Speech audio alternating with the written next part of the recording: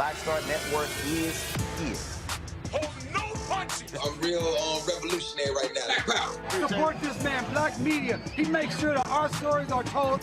Thank you for being the voice of Black America, Roland. Stay black. I love y'all. All momentum we have now, we have to keep this going. The video looks phenomenal. See, this difference between Black Star Network and Black-owned media and something like CNN. You can't be Black-owned media and be scared. It's time to be smart. Bring your eyeballs home.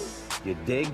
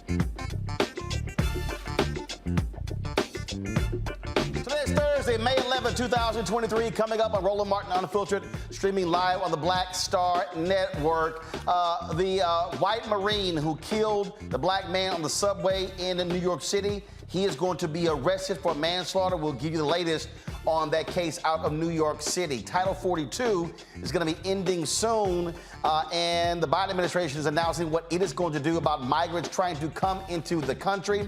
Republicans are all up in arms. The Biden administration says they have a plan to deal with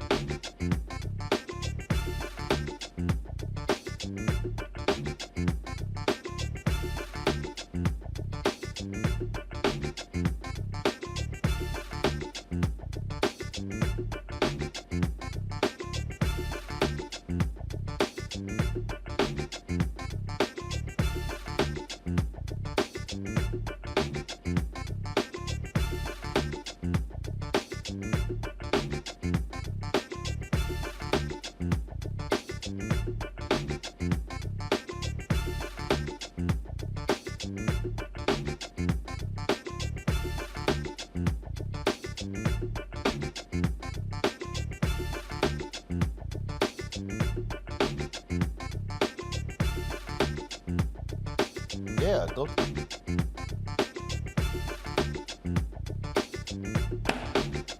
All right, folks, slight audio issue there. Today is Thursday, May 11, 2023, coming up on Roland Martin Unfiltered, streaming live on the Black Star Network. The white Marine who killed the black man in the subway in New York City is going to be arrested for manslaughter. We'll give the latest out of the city of New York. Also, Title 42 is ending. The Biden administration explains what they're going to do about migrants trying to come into the United States. We'll talk to a guest about that as well. Also on today's show, CNN aired a debacle last night allowing a narcissistic, lying, sexually assaulting, tax cheating thug to lie repeatedly on the air. I will break down and deconstruct that shameful journalistic, if you want to call it that, display that took place last night. And Alabama has a racist representing them in the United States Senate, Tommy Tuberville. He says, no problem. If you're a white supremacist, sure, you can serve in the military because you're an American and a Republican.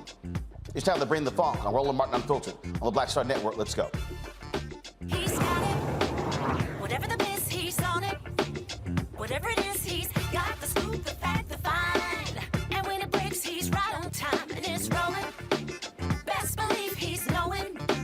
Putting it down from sports to news to politics. With entertainment just for kicks, he's rolling. It's on go, roll, roll, y'all. It's Roland Martin, yeah. Rolling with Roland now. He's funk, he's fresh, he's real, the best, you know he's Roland Martin now.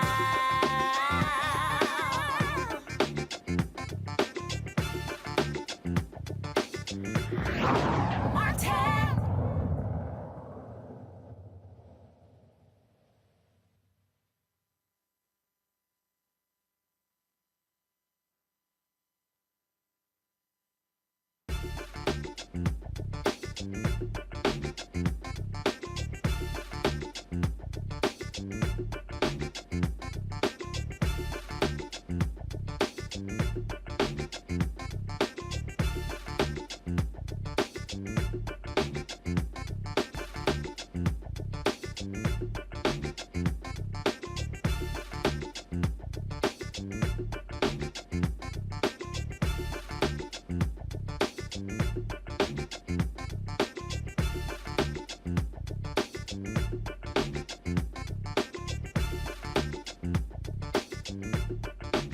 Title 42, which was a COVID-related procedure that allowed the White House administration to determine who could come in and out of the country, is going to be ending very soon.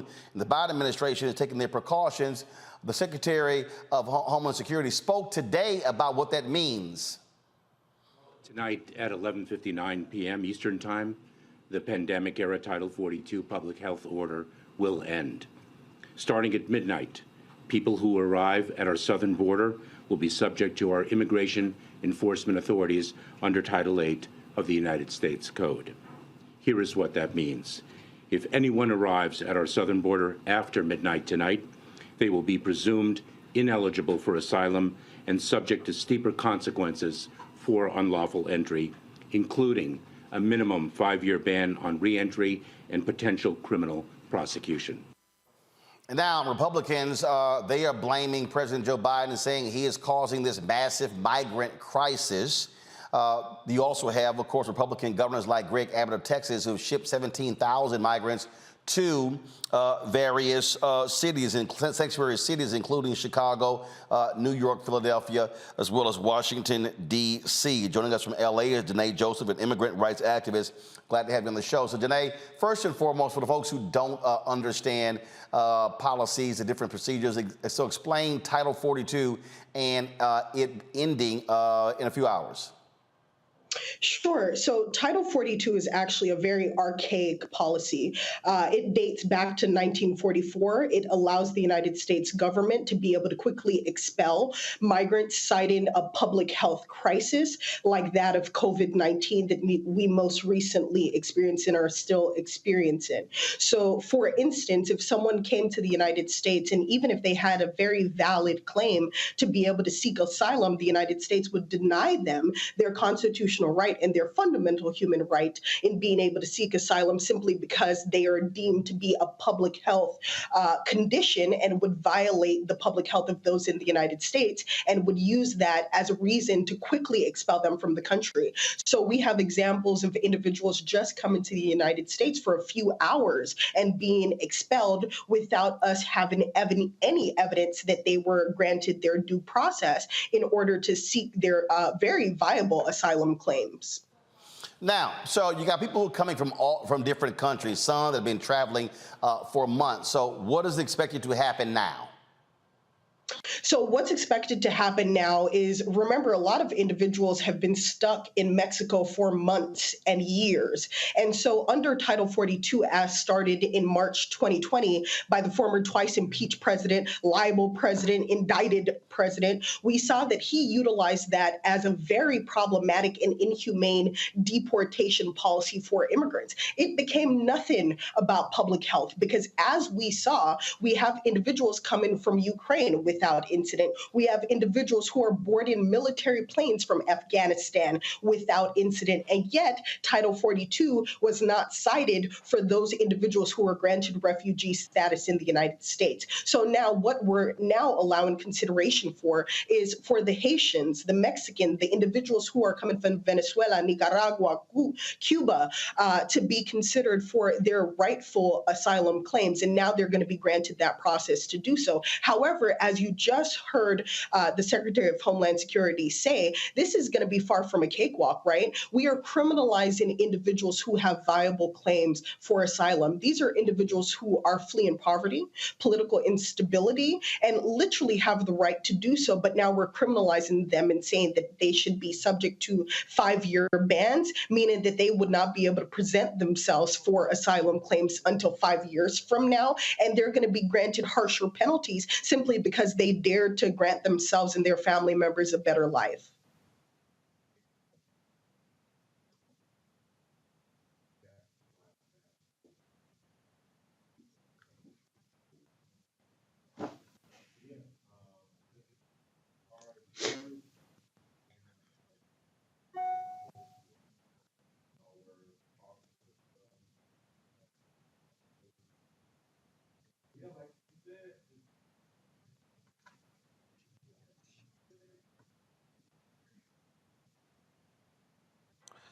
All right, folks, not sure what's going on with our microphones, but we're working through it. All right, so here's the thing. You got Republicans and many other people who are saying that this is a travesty. We have this massive crisis in this country. Do we really have a crisis in this country? We do not have a crisis in this country. Let's be absolutely clear, right? Asylum is a human right. Asylum is a right that's permitted by the United States of America. For the past 3 years, since March 2020, we have denied individuals coming from across the world of their fundamental human right to seek asylum. This is not an emergency. This is not a crisis. This is us dealing with something that would have happened regardless if not for the former twice impeached president of the United States using this as immigration policy. These individuals came anyway. Bear in mind that when this policy was cited, Title 42 was cited, it was meant to be a deterrence, right? It was meant to stop people from coming to the country.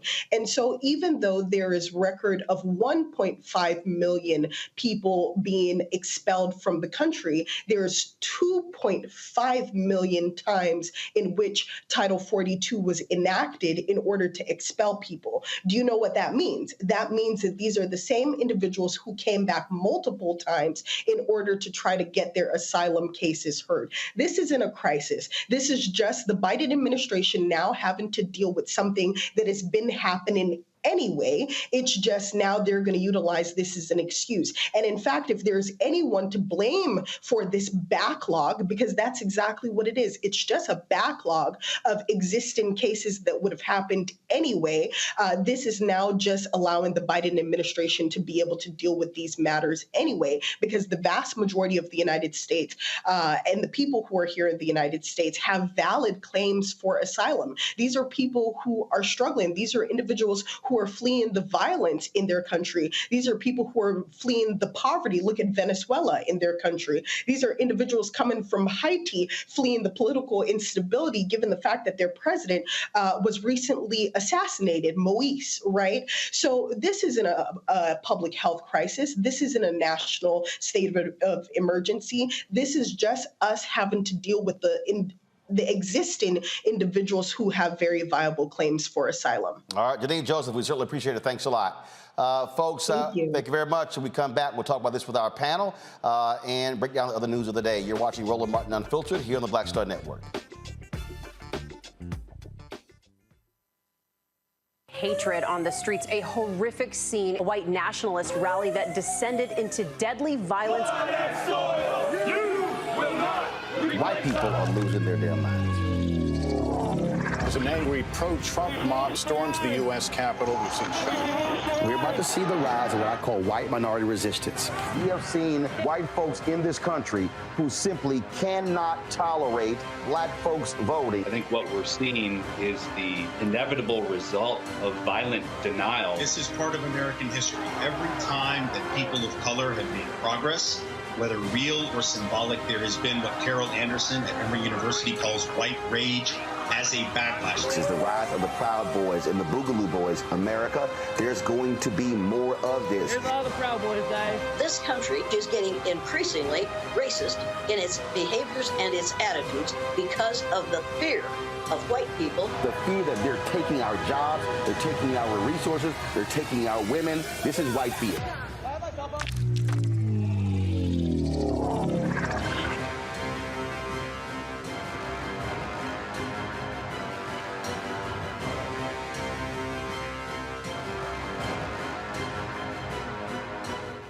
That was a pivotal time. I remember Kevin Hart telling me that. He's like, man, what you doing, man? You got to stay on stage. And I was like, yeah, well, I'm young, thinking, like, I'm good. And he was absolutely right. What show was you at the time? This was one-on-one. Got it. During that time. So you're doing one-on-one, going great, you making money, you like... I'm like, I don't need to leave. I don't need to leave from, Wednesday, Thursday to Sunday. I didn't want to do that. It was just like, I'm gonna stay here. Or I didn't want to finish work Friday, fly out, go do a gig Saturday, Sunday. I was like, I don't have to do that. And I lost a little bit of that hunger that I had in New York. I would hit all the clubs, run around. Sometimes me and Chappelle or me and this one or that one, we'd go to the Comedy Cellar at 1 in the morning. And that was our life. We loved it. You do 2 shows in Manhattan, go to Brooklyn, leave Brooklyn, go to Queens, go to Jersey. And I got complacent. I was like, I got this money, I'm good. I don't need to go chase that, because that money wasn't at the same level that I was making, but what I was missing was that training. Yes. Was that. And it wasn't the money. It was the money. It was that's what I needed.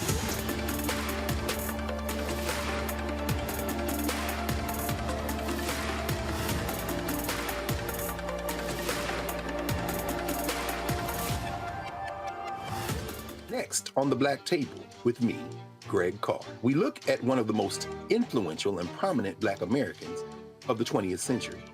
His work literally changed the world. Among other things, he played a major role in creating the United Nations. He was the first African American and first person of color to win the Nobel Peace Prize. And yet today, he is hardly a household name. We're talking, of course, about Ralph J. Bunche. A new book refers to him as the absolutely indispensable man. His lifelong interest and passion in racial justice, specifically in the form of colonialism. And he saw his work as an activist and advocate for the Black community here in the United States, as just the other side of the coin of his work trying to roll back European empire in Africa. Author Cal Rostiala will join us to share his incredible story. That's on the next Black Table, here on the Black Star Network. Hey everybody, it's your girl Lunel. So what's up? This is your boy Earthquake. Hi, I'm Chaley Rose, and you're watching Roland Martin Unfiltered.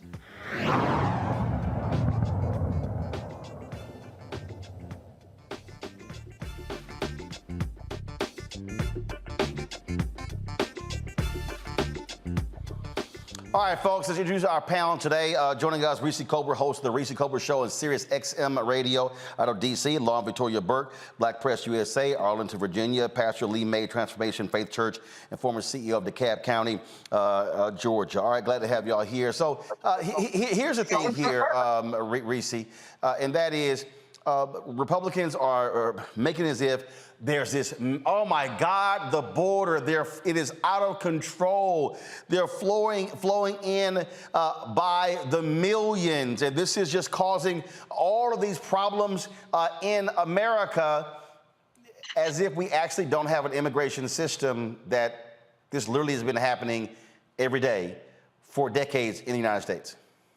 Yeah, I mean, Republicans have been one of the primary impediments of actually getting meaningful immigration reform, particularly the Republicans in Congress, because on a bipartisan basis, I won't give Donald Trump any credit, there has been an appetite from presidents on both sides of the aisle to actually fix the obviously badly decaying immigration system.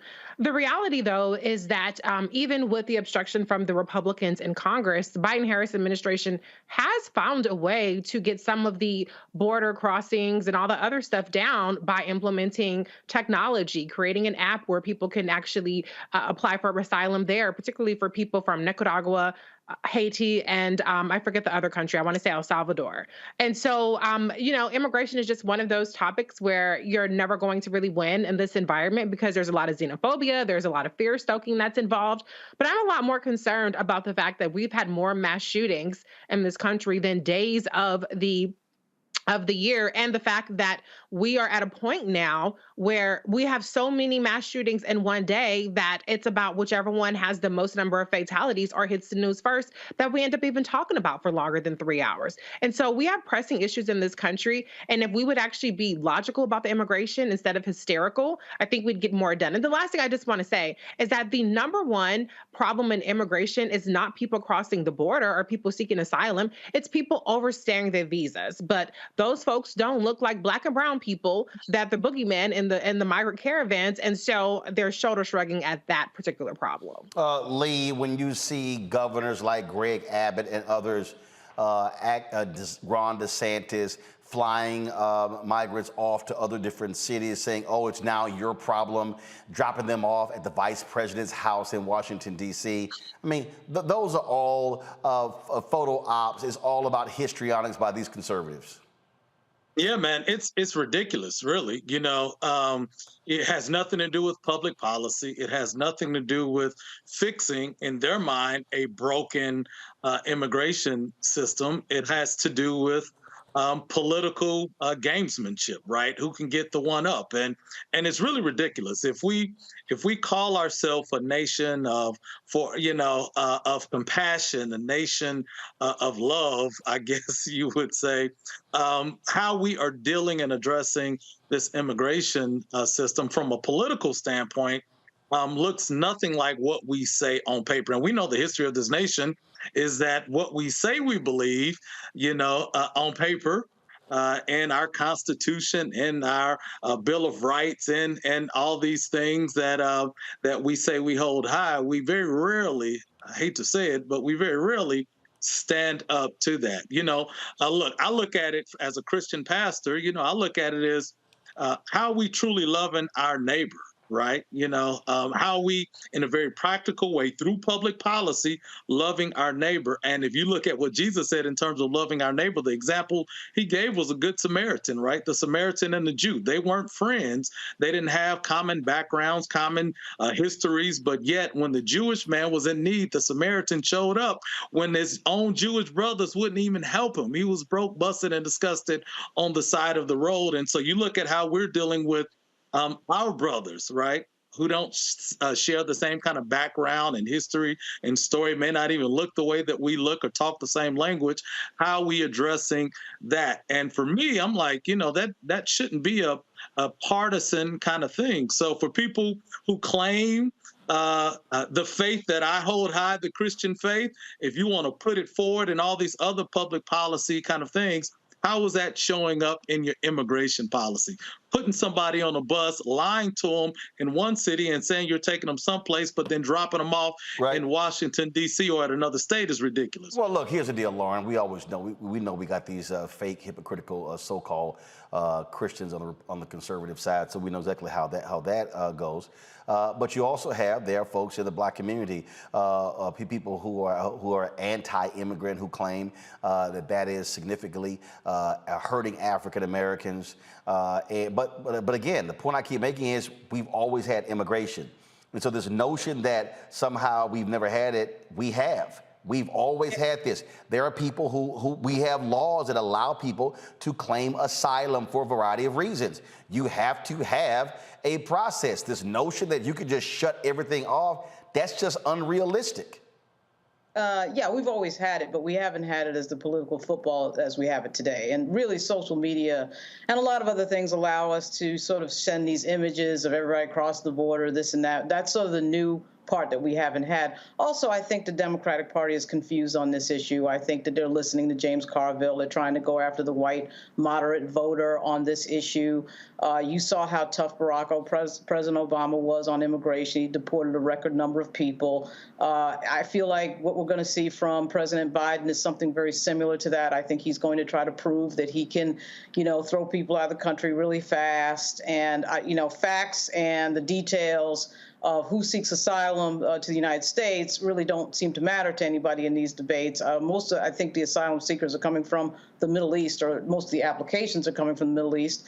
But we're always talking about Mexico like all the time. And obviously that's about race. That's about the fact that they've become a political football. And the Republican Party is leaning really heavily into all sorts of issues around that. I think it was yesterday, the governor of Virginia, Glenn Youngkin, did a fentanyl event. It was like fentanyl day, or fentanyl overdose day, or something. So there's a whole big political reason, obviously, that Mexican immigrants in particular have been made into a football, and that's where we are on this front. And to Reese's point, the Republican Party has no policy around this. Every time somebody tries to actually do some detailed policy specific to the Mexican border, the Republicans don't want that because they want it as a political issue. Yep.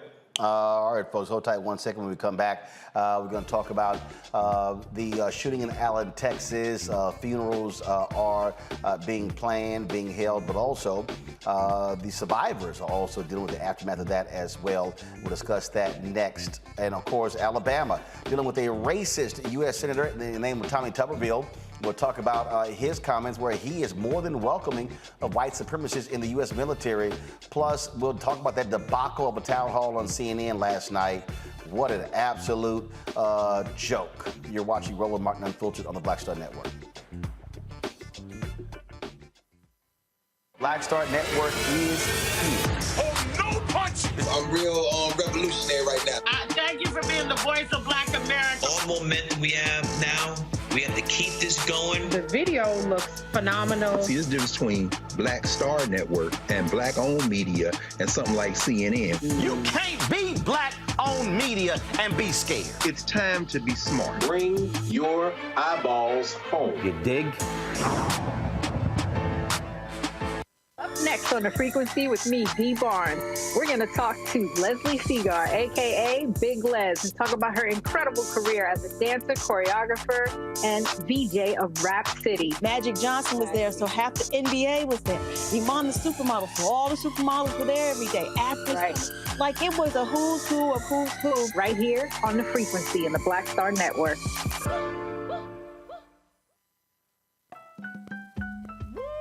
We're all impacted by the culture, whether we know it or not. From politics to music and entertainment, it's a huge part of our lives, and we're going to talk about it every day right here on The Culture with me, Faraji Muhammad, only on the Black Star Network.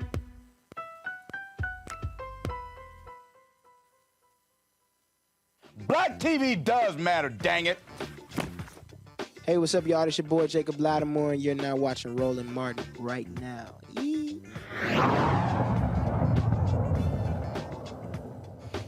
Family and friends in Allen, Texas are preparing funerals for the 7 people who were killed by the white supremacists who took them out at that mall, folks, on Saturday. But it's not just those who are in pain, those who lost loved ones. You also have those who were wounded. 8 people were wounded by that murderer, including Irvin Walker II, who's a member of Alpha Phi Alpha Fraternity Incorporated. He was one of the first victims to be shot. He was driving past the shooter's car when he was shot 3 times in the chest. Joining me now is his attorney, Daryl K. Washington. Daryl, you're representing Irvin Walker. So what is the status of his condition?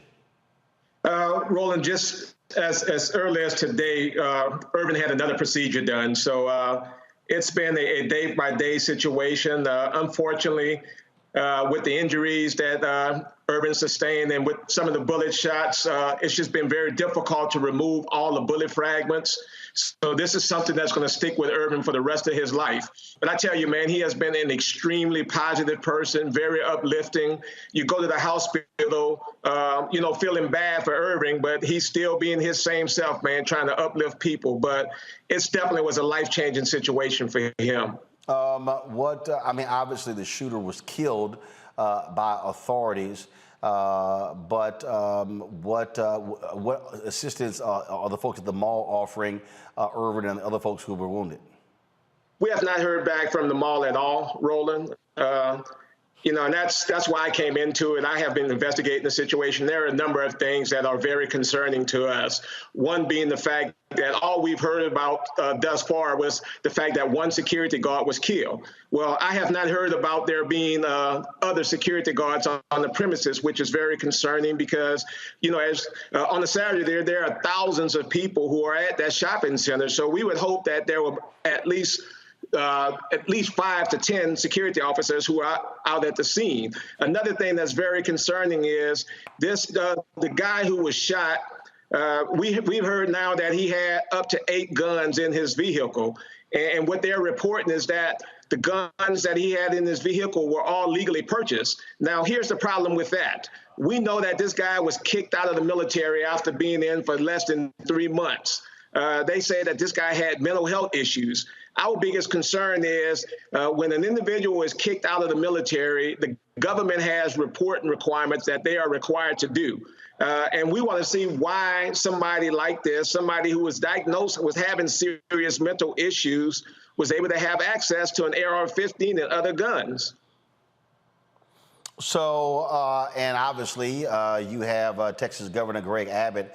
He's spending more time commenting about the border than he is this shooting. Yeah, it's, the first thing that Greg Abbott said about this shooting, Roland, was that it was mental health. You can go back to every clip of when we've had some type of mass shooting here in Texas and throughout the country. Greg Abbott has always been quick to label this as a mental health crisis. But what has he done about mental health? Absolutely nothing. What we know, Roland, this guy was an evil person that had easy access to guns because of how our governor has made it easy for people to have access to guns. We clearly have a gun control issue, and I think unless we get these things under control, it's going to continue to happen. And just raising the age to 21 is not the answer. All right, Daryl Washington, if people want to assist Irvin Walker, how can they do so?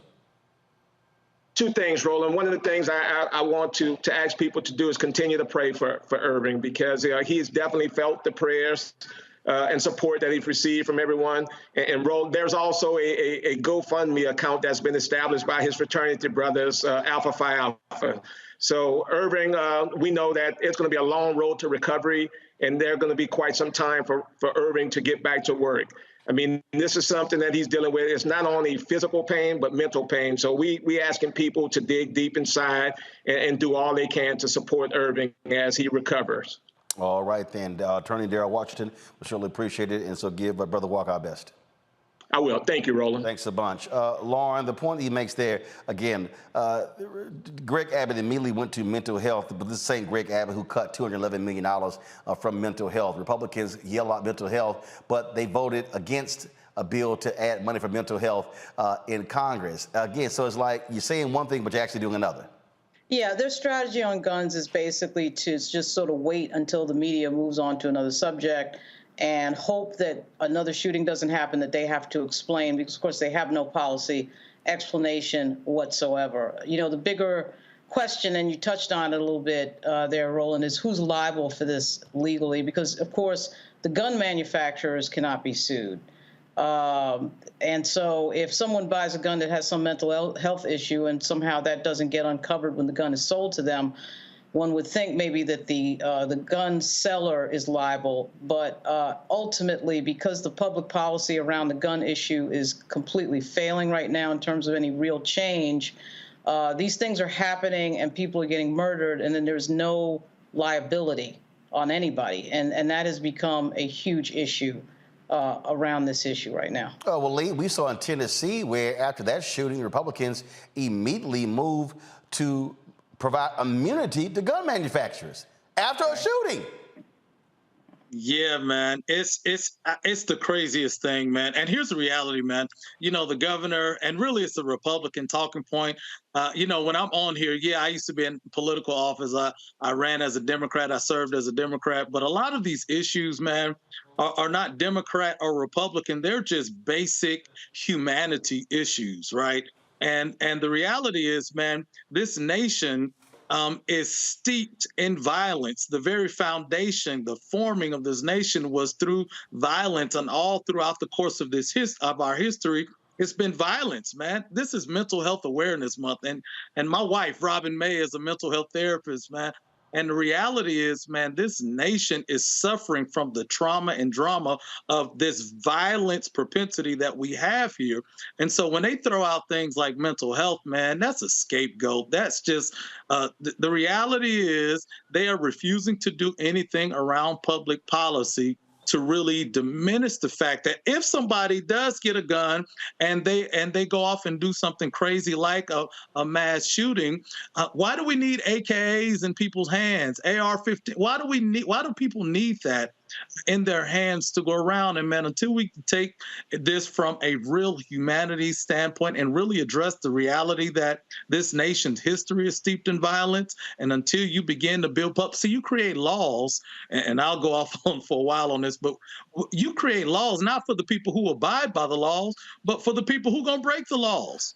Even if that's a minority, the minority can do a lot to hurt and harm the majority. And so I'm going to say this one scripture because I'm a Christian pastor, right? Philippians chapter 2, verse 3 says, do nothing out of selfish ambition or vain conceit, but value others higher than yourselves, man. All these people want to keep guns and say, don't touch my guns, man. If again, going back, if you call yourself a Christian, what about the people that are affected by these rash of mass shootings because of this gun violence? So here's the deal, Reese. So if they say it's all about mental illness, where are the rash of mental ill bills? Well, they could say whatever they want to say because who's going to check them? The bottom line is in Texas, Abbott overwhelmingly won, even though Texas is the mass shooting capital of the country. They had some of the largest mass shootings in history and even in the recent decade. And so the Republicans have found that there is no amount of carnage that is going to turn the American voting public away from that party and enact consequences. This was a huge issue. I mean, even before the midterms, we had Buffalo, we had Uvalde, and we still saw Republicans take back the House. They didn't win every Senate seat that they needed to win. However, the governors still mostly maintained, the incumbent governors mostly maintained their advantage. And so there's no political price for them to pay when it comes to voters. And as long as people continue to sit on the sidelines and moan and complain about whatever little gripe they have with the Democratic Party, the Republicans are going to be able to obstruct any kind of progress on this issue. And people are going to continue to die en masse at grocery stores, churches, you name it. Yep, but that's also why I say for the people who want to see changes, guess what? You have to completely vote all of them out.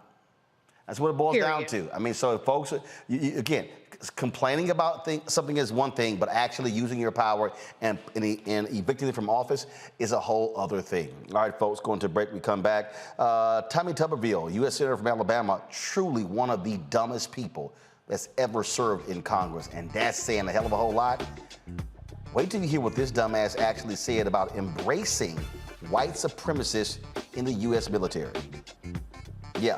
You on YouTube, hit the like button, folks. Also, support us in what we do. Download the Black Star Network app, Apple phone, Android phone, Apple TV, Android TV, Roku, Amazon Fire TV, Xbox One, Samsung Smart TV. You can also support us by joining our Bring the Funk fan club. Check in money orders. Go to P.O. Box 57196, Washington, D.C., 20037-0196. Cash App, $RM Unfiltered. PayPal, R Martin Unfiltered. Venmo is RM Unfiltered. Zelle, Roland at RolandSMartin.com. Roland at RolandMartinUnfiltered.com. And be sure to get a copy of my book, White Fear, How the Browning of America is Making White Folks Lose Their Minds. Available at Amazon, Barnes & Noble, Target, Books A Million. Also, download your copy on Audible. We'll be right back.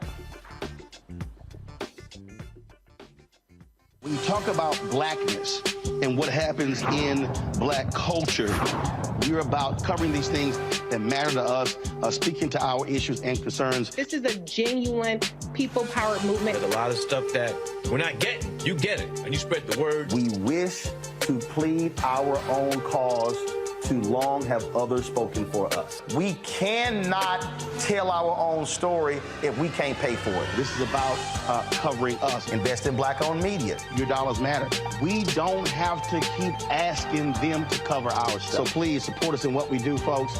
We want to hit 2,000 people, $50 this month, raise $100,000. We're behind $100,000, so we want to hit that. Y'all money makes this possible.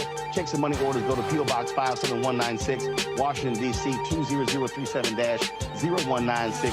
The Cash App is $RM Unfiltered. PayPal is R Martin Unfiltered. Venmo is RM Unfiltered. Zelle is Roland at RolandSMartin.com.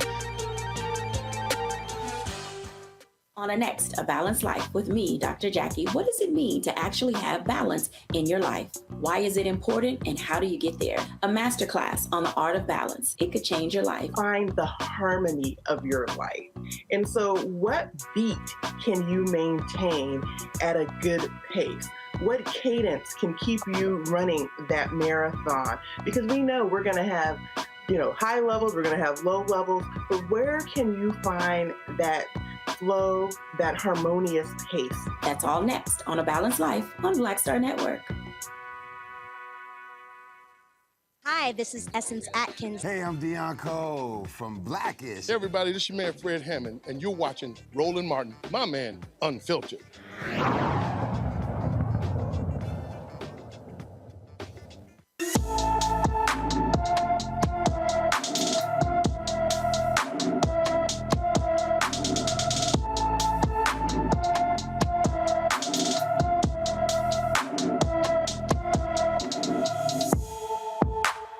Zakayla President has been missing from her Moncks Corner, South Carolina home since January 10th. The 16-year-old is 5 feet 4 inches tall, weighs 150 pounds, with black hair and brown eyes.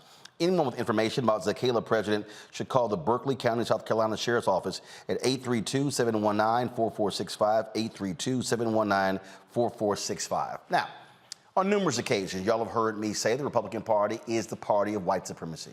It is the party of racists. It's the party that KKK supports. It's the party that neo-Nazis support.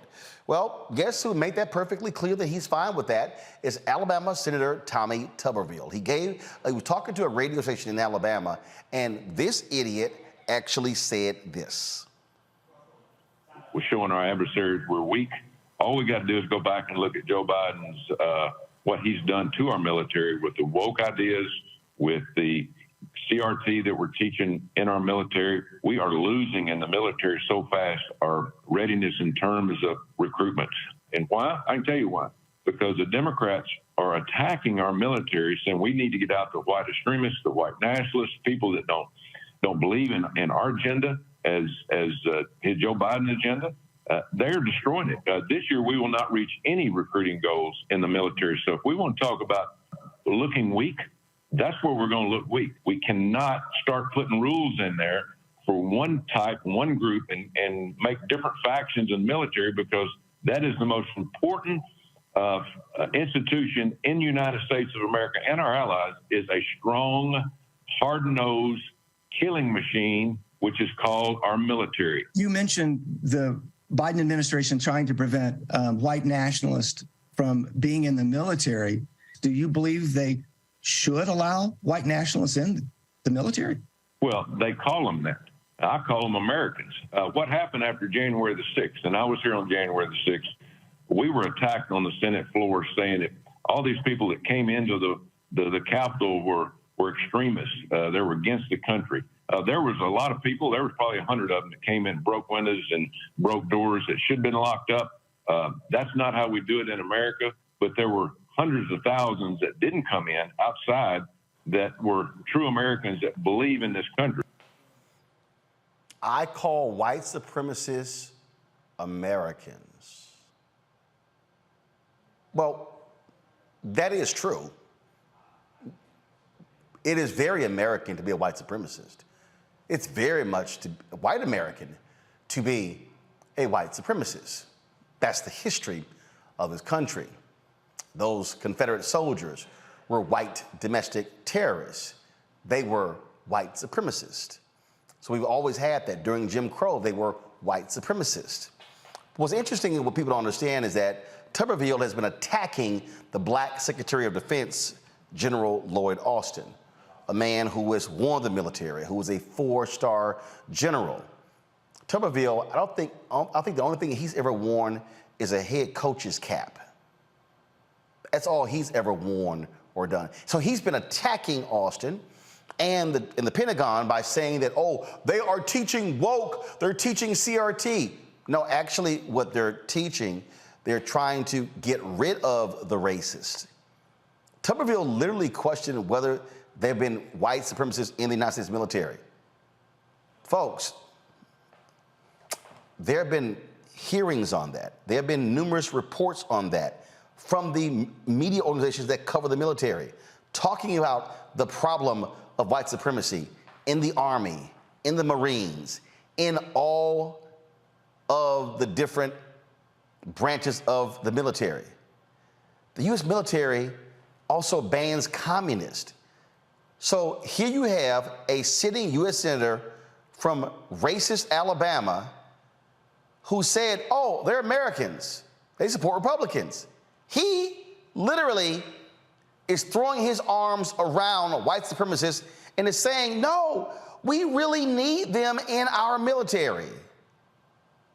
That's who Alabama sent to the Senate over Doug Jones. Lauren? Yeah, he's a coach. Just as a personal note, I appreciated the part in there where he said it was just 100 people who came into the Capitol. My boyfriend and his friends escorted his scared ass over into the Hart Building when the attack on the Capitol happened. And so Tommy Tuberville running his mouth, and you're right, Roland, he's a coach. He's a coach. That's just what he is. He has no idea what he's talking about. CRT, woke, he's just throwing out the buzzwords, throwing out the red meat, and has no idea what he's talking about from a policy standpoint. There was absolutely no detail in what he said.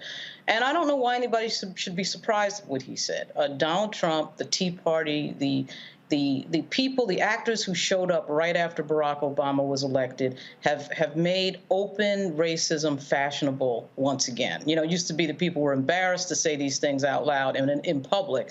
Now it's just sort of being said and nobody's checking them. And, you know, like, I'm not any longer surprised that people like Tuberville. The part that really I think we should look at closely is the fact that there's absolutely no reaction to what he said from anybody in the Republican Party. Absolutely no reaction. The reaction we get is from the Democratic side. The Republicans are completely comfortable with racism. They're completely comfortable with outward racism, with people knowing that they're racist, with, in fact, signaling to certain voters and supporters that that is what the plan and that is what the brand is. So this is the brand of the Republican Party. They're proud of it. They're open, and here we are. I mean, Reese, it's no lie. After the shooting in Buffalo, the Republican Party voting against a resolution from Congressman Jamal Bowman dealing with the issue of white supremacy. What Lauren said is right. The Republican Party, their supporters, who they want, who they desire, are racist. And they are not going to call them out. Donald Trump did not want to call out racists because he knew they were voting for him. The KKK endorsed him. Well, Donald Trump is also racist. And so it's a lot easier to kowtow to the white nationalist, white supremacist crowd when you are one yourself. And why not?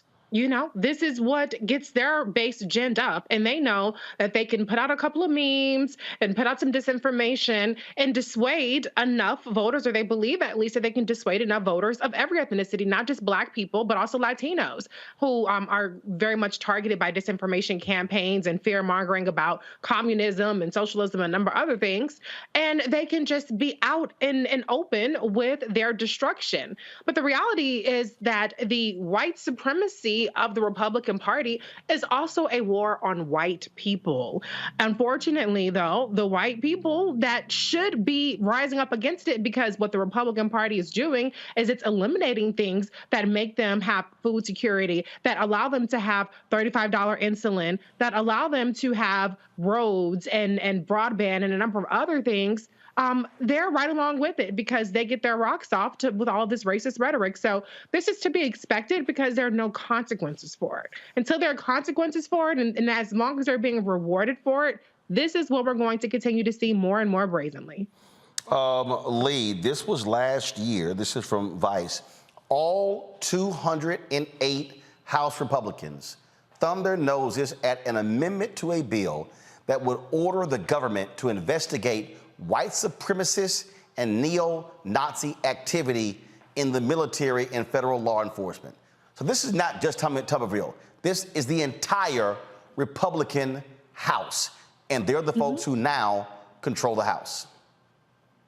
And man, it's just so disheartening, man, because this is ignorance flourishing. This is, let's be clear, this is evil flourishing, you know, because what you're saying, Tommy, is that that Black folk or people of color are less than. You're saying we're not made in the image of God. You're saying it's okay to have a military that's fully that's full, you know, that's recruiting and people are joining, even if it means us putting white supremacists in, really for your own political power. If you listen to what he said also in that quote, he says that we are no longer basically having a killing machine called the military.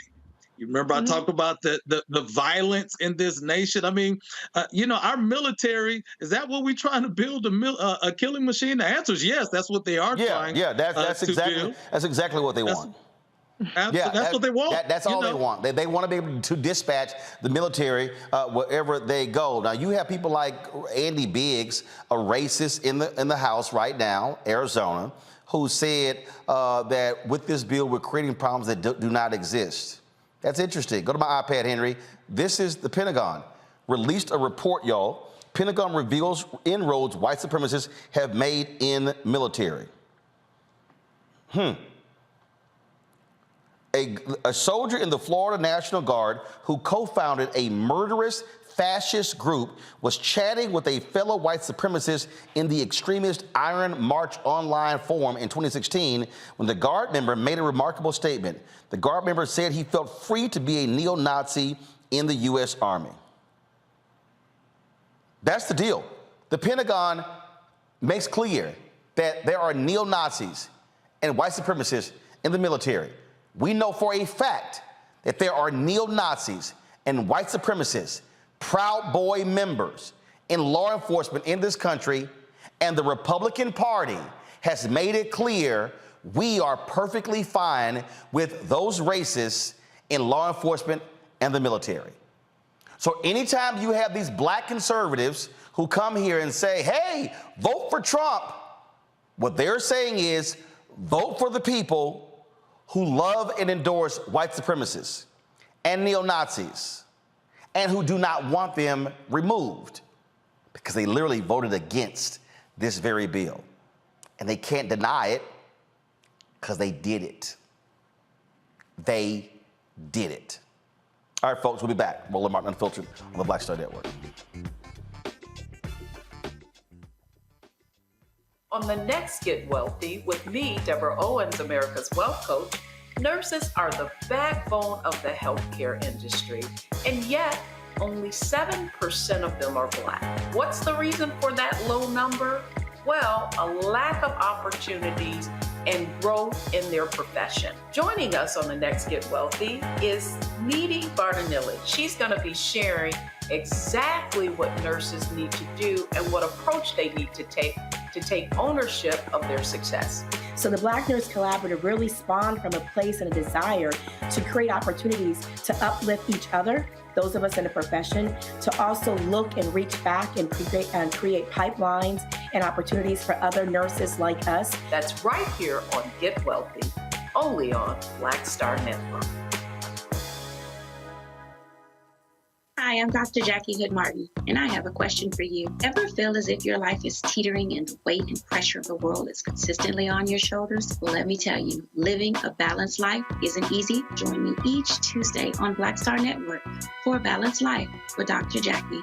We'll laugh together, cry together, pull ourselves together, and cheer each other on. So join me for new shows each Tuesday on Black Star Network, A Balanced Life with Dr. Jackie.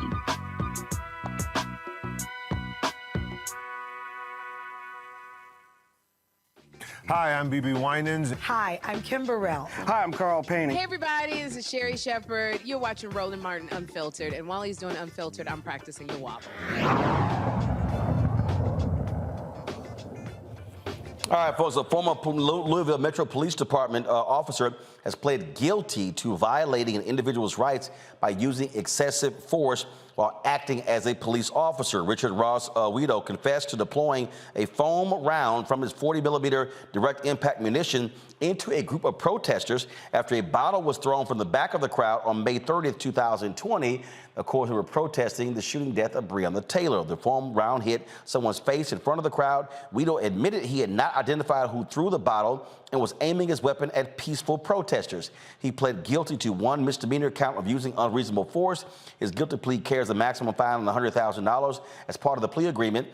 If the court accepts it, Weedo will forfeit his Kentucky law enforcement certification and agree not to seek any future law enforcement employment. That should be mandatory in all of these cases, Lauren. It should be, but it is not. And of course, as we know, police have a great deal of latitude around almost everything that they do. And I'm surprised that there was actually action taken in this case. Unfortunately, we've seen this all the time. Again, these are people protesting the death there of Breonna Taylor. Now, former Minneapolis police officer's guilty plea to assaulting a man during the 2020 George Floyd protest guarantees that he'll never work as a law enforcement officer again. Justin Stetson pled guilty to third-degree assault and misconduct of a police officer. In exchange for his plea, Stetson's sentence will be stayed for 2 years, pending several conditions, including he never seeks work as a police officer again. Stetson acknowledged his role in repeatedly punching, kicking, and kneeing Jaleel Stallings in the head and face while on the ground during this May incident. Stetson and other officers were enforcing the curfew when they saw 4 people in a parking lot. One was Stallings, an Army veteran with a gun permit. The officers opened fire with rubber bullets, hitting Stallings in the chest. Stallings fired 3 shots at the officer's unmarked van, but didn't hurt anyone. He believed civilians attacked him, so he fired back in self-defense. When Stallings realized they were cops, he put the gun down and surrendered. Stallings suffered a fractured eye socket. He filed an objection with the court, calling Stetson's deal too lenient, saying it fails to hold him accountable by not sending him to prison. Two reasons, Paul. Truthfully, I saw this as an opportunity to rebuild trust between both the law enforcement community and the civilian community, and I didn't see that happening. I felt like I was held to a higher level of accountability than anybody else involved in the incident. As of today, I will have served more days in jail as a direct result of the incident than any of the other involved parties, and I'm the innocent party. As well as a bunch of different things. I feel like this doesn't deter any other officers who may not take their oath seriously from following their footsteps and not living by their oath in the law. because I feel like this is pretty much just a slap on the wrist. And it also puts the public in our communities in a situation where they may feel like the justice system doesn't have their back. If something happens to me, they're just going to let this guy walk free, and they don't really take it seriously. So Stallings was charged and acquitted. The city of Minneapolis also paid Stallings a $1.5 million settlement last year. Lee, I think this is a pretty good idea. Every time you have one of these cases, if these DAs should make it a part, if these cops no longer get to be a cop again. And again, this is what happens when people protest, when you fight for social justice, because we're finally seeing cops held accountable for their shameful behavior. Absolutely, man. Whenever you can see an officer have some level of accountability, again, just like Jalil just mentioned, it meant it for me. It didn't go far enough, but at least you're able to see some sense of some quasi justice in this matter. But you know what this story, what the previous one as well is all saying is not just training, because you know a lot of times we got to do more training, more crisis intervention training, more de-escalation training, et cetera, et cetera. But what these cases are saying, and really is represented all around the country, is that you just really have a lot of people who should never have ever been in law enforcement from the very beginning. Some people you can't train to do a good job because they shouldn't have never been in the job as well. And I think time and time again we find that. And so we got to figure out how do we have a better filter for people who are joining law enforcement at whatever level around the country to make sure that we're getting the right people in the job. I understand they're going in. You'll hear the old adage of when they go through a door, they never know what's behind that door. They don't know if they're coming home that night. We get that. I respect that. I honor our law enforcement officers around the country at all levels. But here's the reality. My nervousness is, do we have the right people in position? And even for the position that I held when I was in my role as an elected official, I oversaw a police department with 1,000 officers. Right. But even in that moment, if I was ever driving on my own when I didn't have security detail, I was still just as nervous as anybody else. Got it. Because what happens if that officer didn't know who I was, at that moment? And you just never know how things pop off and what may go from there. All right, the Texas U.S. Army Sergeant Governor Greg Abbott wants to pardon is going to spend 25 years in prison. Remember, he was convicted for killing a white Black Lives Matter protester. Daniel Perry was convicted of murdering Garrett Foster. That took place in 2020. He faced up to 99 years in prison. Sheila Foster, Garrett's mother, praised District Court Judge Clifford Brown for finally getting justice for her son after 3 long years. Again, this is the racist, Reese, that the governor of Texas immediately said he was going to pardon after white supremacist and racist Tucker Carlson demanded he do so on Fox News. Well, we've seen time and time again where white supremacists are willing to disregard and say white lives do not matter when those white lives are fighting for the value of Black lives. Because a lot of these white supremacists that we have seen now go to court and be convicted or, in Kyle Rittenhouse's case, acquitted, are people who have killed white people.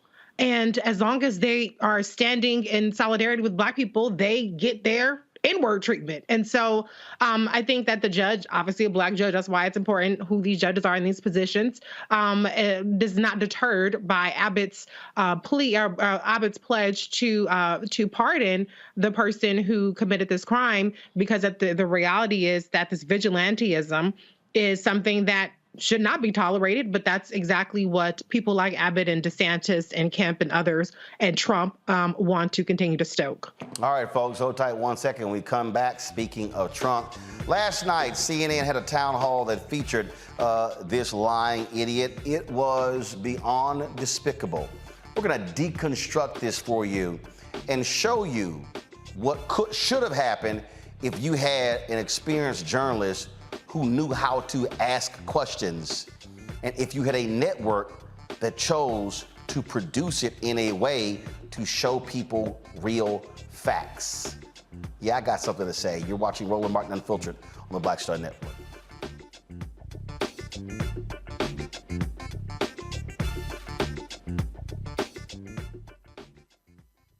Hatred on the streets, a horrific scene, a white nationalist rally that descended into deadly violence. White people are losing their damn minds. As an angry pro-Trump mob storms the U.S. Capitol, we've seen shootings. We're about to see the rise of what I call white minority resistance. We have seen white folks in this country who simply cannot tolerate black folks voting. I think what we're seeing is the inevitable result of violent denial. This is part of American history. Every time that people of color have made progress, whether real or symbolic, there has been what Carol Anderson at Emory University calls white rage as a backlash. This is the rise of the Proud Boys and the Boogaloo Boys. America, there's going to be more of this. Here's all the Proud Boys, guys. This country is getting increasingly racist in its behaviors and its attitudes because of the fear of white people. The fear that they're taking our jobs, they're taking our resources, they're taking our women. This is white fear.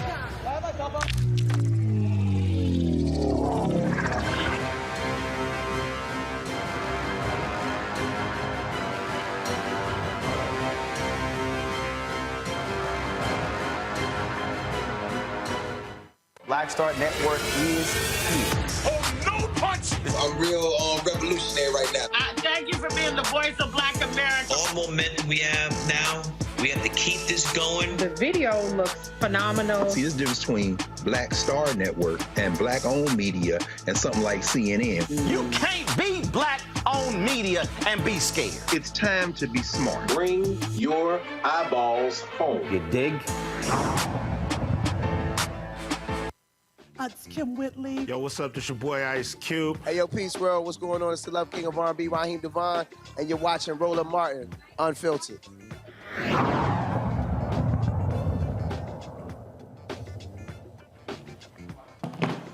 All right, folks. So last night, the folks at CNN decided to have a town hall with a lying, racist, bigoted, sexist, sexual assaulting, tax cheating, misogynistic thug of a person named Donald Trump.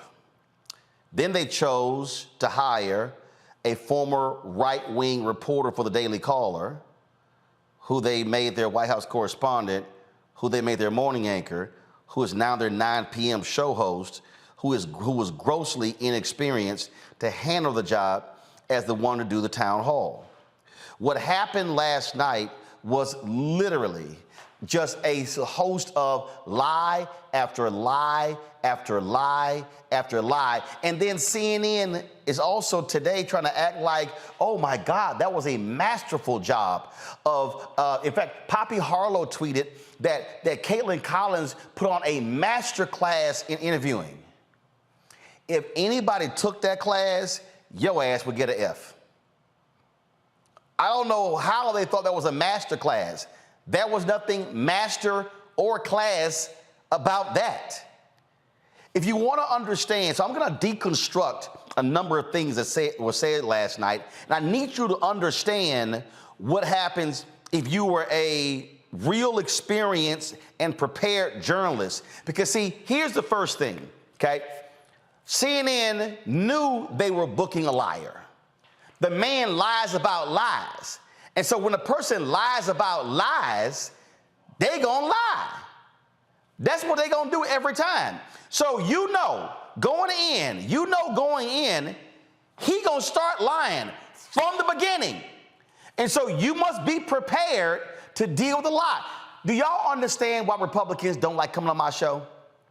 It's because they're used to lying. The problem is I don't let people lie on my show. You literally have to present factual information or I will stop you in your tracks. You don't get to just spew lie after lie after lie. In the first 2 minutes and 11 seconds, Donald Trump unleashed a litany of lies and but Mr. President, that really wasn't true. And that's how she sounded. And CNN is like, oh my God, she was amazing. Watch the first part of this. Watch this. President Trump, thank you for your time here you. tonight. We got a great crowd here in New Hampshire, a lot of voters with a lot of questions about what your 2024 term would look like, what another Trump term would look like. We'll get to the voters shortly, but your polls show that you are dominating the Republican race right now, but you are also under active federal investigation for trying to overturn the 2020 election results. Your first term ended with a deadly riot at the Capitol, and you still have not publicly acknowledged the 2020 election results. Okay, stop right there. Now, she goes, you're under federal investigation. No, a real journalist would have said, first and foremost, you're under federal investigation. You have been convicted in New York State Court for your organization, Trump Organization, cheating on its taxes. You have been indicted by Manhattan District Attorney Alvin Bragg. You are under investigation by Fulton County DA Fannie Willis. You were found liable just yesterday by a court in New York for sexually assaulting E. Jean Carroll. That's how you open it up. You lay all of those things out.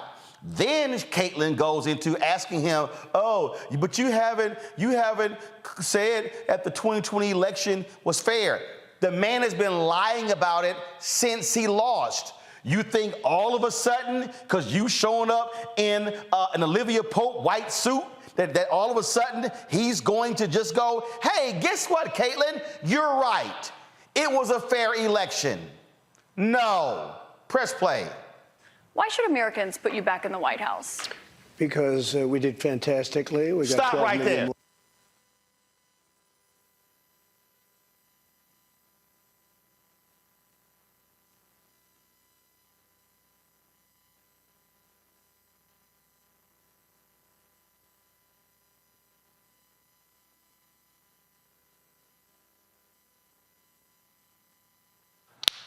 Not sure why my microphone keeps popping out, but it's all good. So here's the whole deal. You ask an open-ended question. First rule of journalism, never ask open-ended questions. She should have said, why? Why should anyone remotely look at you as a front runner when you are under investigation in all of these places and you consistently lie about the 2020 election? Not what she did. She let him say all of this. More votes than we had in, as you know, in 2016. I actually say we did far better in that election. Got the most that anybody's ever gotten as a sitting president of the United States. I think that when you look at that result and when you look at what happened during that election, unless you're a very stupid person, you see what happens. A lot of the people in this audience, and maybe a couple that don't, but most people understand what happened. That was a rigged election, and it's a shame that we had to go through it. It's very bad for our country. All over the world, they looked at it, and they saw exactly what everyone else saw. You look, even if you just look recently with the 51 intelligence agents, that made a 16-point difference. If you look at the FBI, and Twitter, they call it Twitter files, made a big difference. If you look at Mr. President, back to what you just said there, though, it was not a rigged election. It was not a stolen election. You and your supporters lost more than 60 court cases on the election. It's been nearly 2.5 years. Can you publicly acknowledge that you did lose the 2020 election? Stop. Okay. Can you publicly acknowledge you lost it? The man just sat there in front of you and said it was rigged. What the hell are you doing? And then she goes, oh, well, I mean, so you had 60 lawsuits. No, Caitlin, this is how you say it.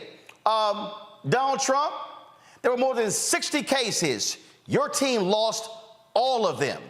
Your firm, you hired 2 firms to look into election rigging, and they concluded there was no fraud. Then she brings up Republican officials say, I hate that phrase. Play it. Let me just go on. If you look at True the Vote, they found millions of votes on camera, on government cameras. Stop right there. He mentions True the Vote, a crackpot organization. Does Caitlin say, Donald Trump, True the Vote has no credibility whatsoever? No, she doesn't. She lets him keep talking. Press play. They were stuffing ballot boxes. So with all of that, I think it's a shame that what happened. I think it's a very sad thing for our country. I think it's a very sad thing, frankly, for the world, because if you look at what's gone to our country has gone to hell. Our borders are bad. Our military has been bad. You look at the taxes. You look at inflation. What's happened to inflation? It's just destroying our country. Now, she goes, do y'all have the part where she mentioned Republican officials? She goes, oh, Republican officials, you know, he's like, well, who? She goes, oh, Republican officials like in Georgia. Really? Is that what you said? Again, this is how you respond to that. Which Republican officials? The Republican Secretary of State in Pennsylvania, the Republican Secretary of State in Georgia, the Republican Governor Brian Kemp in Georgia, the Republican Governor in Arizona, the Republican Governor and Secretary of State in Arizona State. You literally name them, and you go down the line, all of those people who said, and you say, your Attorney General, Bill Barr, you go down the line, and then you actually say, you actually name the Republicans in Congress. You don't go, Republican officials. No. That's not what you do. And then there's a point in there when he brings up Georgia, what took place in Georgia. That's clip 30, okay? We have that one. So here's him discussing Georgia. Again, what CNN should have done is use on-screen graphics, played actual sound bites of individuals who are Republican saying Donald Trump is a liar. Play. Another investigation that you're facing, which is the one that's happening in Georgia, where they are investigating your efforts to overturn the election results in the state of Georgia. I did nothing wrong. It was a perfect phone call. Let me finish my question. At the center of that is that call that you had with the Secretary of State, Brad Raffensperger. Yeah, sure. Given the fact that there are indictments expected to come in that case this summer, is that a call you would make again today? Yeah, I called questioning the election. I thought it was a rigged election. I thought it had a lot of problems. I had I guess he's Secretary of State. I called. Listen to this. There are like 7 lawyers on the call, many of them from there. We're having a call. We're having a normal call. Nobody said, oh, gee, he shouldn't have said that. Why? If this call was bad, I questioned the election. You asked if this him to call find was you bad, votes. I didn't ask him to find anything. Stop right there. She goes, you asked for votes. He goes, I didn't ask for votes. She goes, there's an audio tape. No, CNN. You do what I'm about to do. Press play. This Mr. call President, was there's bad. an audio of you asking No, the audio. You play the audio. That's what you do. Look, all I want to do is this. I just want to find 11,780 votes, which is one more than we have, because we won this morning, and you said, well, there was no criminality, but I mean, all of this stuff is very dangerous stuff. When you talk about no criminality, I think it's very dangerous for you to say the right answer, Brad, instead of keep saying that the numbers are right. So look, can you get together tomorrow? And Brad, we just want the truth. It's simple. And everyone's going to look very good if the truth comes out. It's okay. It takes a little while, but let the truth come out. And the real truth is I won by 400,000 votes. Then what you do, you play Raffensperger saying he asked us to find votes. And then you say, Donald Trump, you just, on that audio call, you asked them to find votes, yet you just stood right here and lied to us saying, no, you didn't. That's how you hold somebody accountable if you're going to have a town hall. You literally play the damn video. You play the video. So January 6th came up. January 6th came up. And so he was asked about January 6th. He was asked about, so we're going to play the first January 6th soundbite. And again, I just want y'all to understand how you are supposed to question a liar. Listen. Do you have any regrets about your actions on January 6th? Well, you know. Okay, again, a dumbass open-ended question. We already know he has no regrets. So why in the hell would you go, do you have any regrets about January 6th? No! What you say is, Donald Trump, X number of cops were viciously beaten that day. X number of cops suffered significant injuries. According to Capitol Police, a number of them have still yet to return to the force. X number of people have been arrested for their actions. They have been found guilty in court. And you name them, and you list them, and you say it continues. And then you say, are you proud of what you did on January 6th? You don't ask an open-ended question. You have to ask the question by stating the net result of his actions on January 6th. Press play. January 6th was, again, we go back to it, but January 6th had to do with the fact that hundreds of thousands of people, and you don't see the pictures very often. A lot of the people here probably were there. January 6th, it was the largest crowd I've ever spoken to. That was prior to the walk down to the Capitol building. I don't think, and I've spoken to hundreds of thousands of people. I've never spoken to a crowd as large as this. And that was because they thought the election was rigged. And they were there proud. Get ready for 13. With love in their heart. That was an unbelievable, and it was a beautiful day. Really? They had such love in their heart. That is, if you were a real producer, you cut to the video of them beating, macing, tearing through barricades. He was asked about Proud Boys. Press play.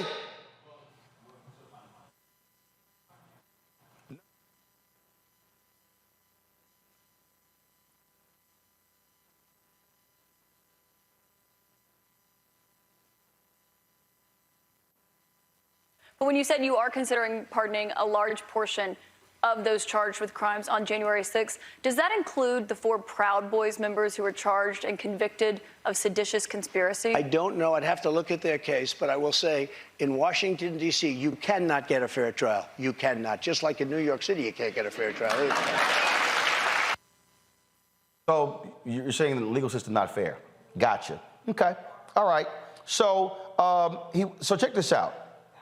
Loves cops, huh? Well, he got an Ashley Babbitt question. Clip 16. Listen to this and listen to how Caitlyn just sat there like a bump on a log and did not respond. But I think the reason the timeline is so critical here, because going back to your influence, in that 3 hours, over 140 officers were injured that day. And a person named Ashley Babbitt was killed. Yes. You know what? She was killed, and she shouldn't have been killed. And that thug that killed her, there was no reason to shoot her. At blank range, cold blank range, they shot her, and she was a good person. She was a patriot. There was no reason. And he went on television to brag about the fact that he killed her. The officer was not bragging about that fact that he killed her, but bragging. one person who was at the... Okay, straight lie. This is what she should have said. Really? Here's the clip of Ashley Babbitt that day on January 6th.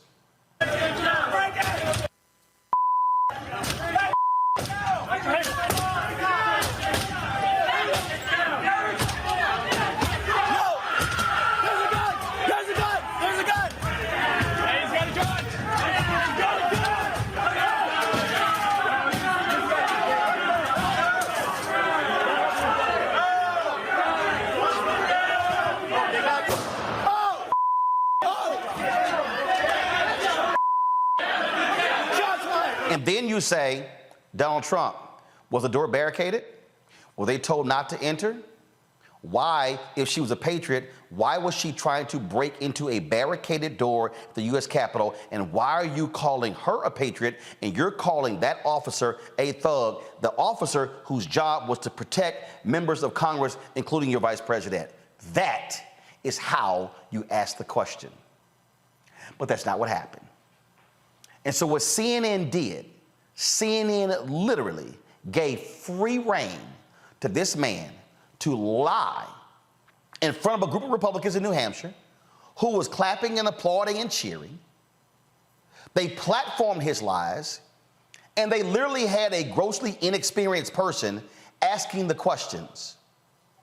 There are other women at CNN, Erin Burnett is one, who could have actually hosted the town hall, done a better job.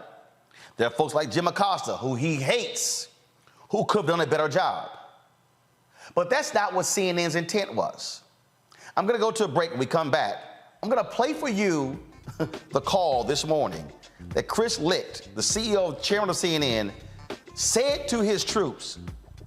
If you thought Trump was delusional, wait till you hear what Chris Licht had to say. They gotta be having a smoke in the same pipe, because both of them are out of their minds. You're watching Roland Martin Unfiltered on the Black Star Network. That was a pivotal time. I remember Kevin Hart telling me that. He's like, man, what you doing, man? You got to stay on stage. And I was like, yeah, well, I got, you know, I'm young, thinking, like, I'm good. And he was absolutely right. What show was the other time? This was one-on-one. Got it. During that time. So you're doing one-on-one, going great, you making money, you like... I'm like, I don't need to leave. I don't need to leave from, Wednesday, Thursday to Sunday. I didn't want to do that. It was just like, I'm going to stay here. Or I didn't want to finish work Friday, fly out, go do a gig Saturday, Sunday. I was like, I don't have to do that. And I lost a little bit of that hunger that I had in New York. I would hit all the clubs, run around. Sometimes me and Chappelle or me and this one or that one, we'd go to the Comedy Cellar at 1 in the morning. And that was our life. We loved it. You do 2 shows in Manhattan, go to Brooklyn, leave Brooklyn, go to Queens, go to Jersey. And I got complacent. I was like, I got this money, I'm good. I don't need to go chase that, because that money wasn't at the same level that I was making, but what I was missing was that training. Yes. Was that. And it wasn't the money. It was the money. It was that's what I needed.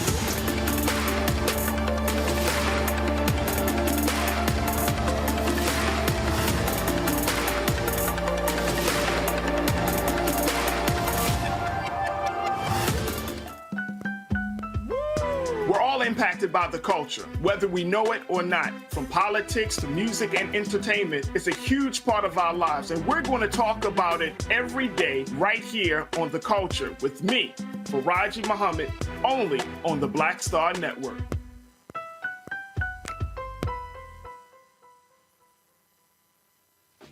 My name is Charlie Wilson. Hi, I'm Sally Richardson Whitfield. And I'm Dondre Whitfield. Hey, everybody, this is your man, Fred Hammond, and you're watching Roland Martin, my man, Unfiltered.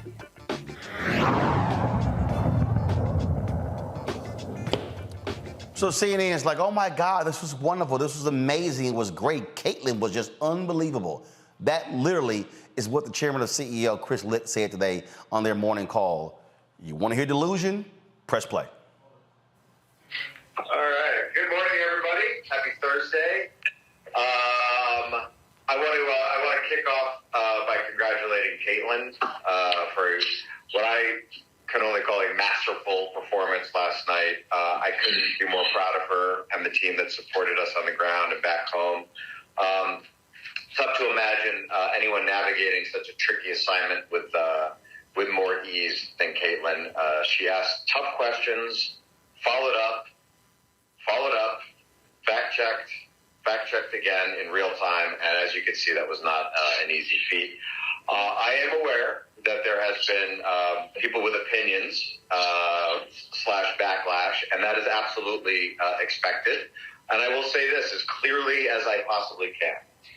You do not have to like the former president's answers, but you can't say that we didn't get them.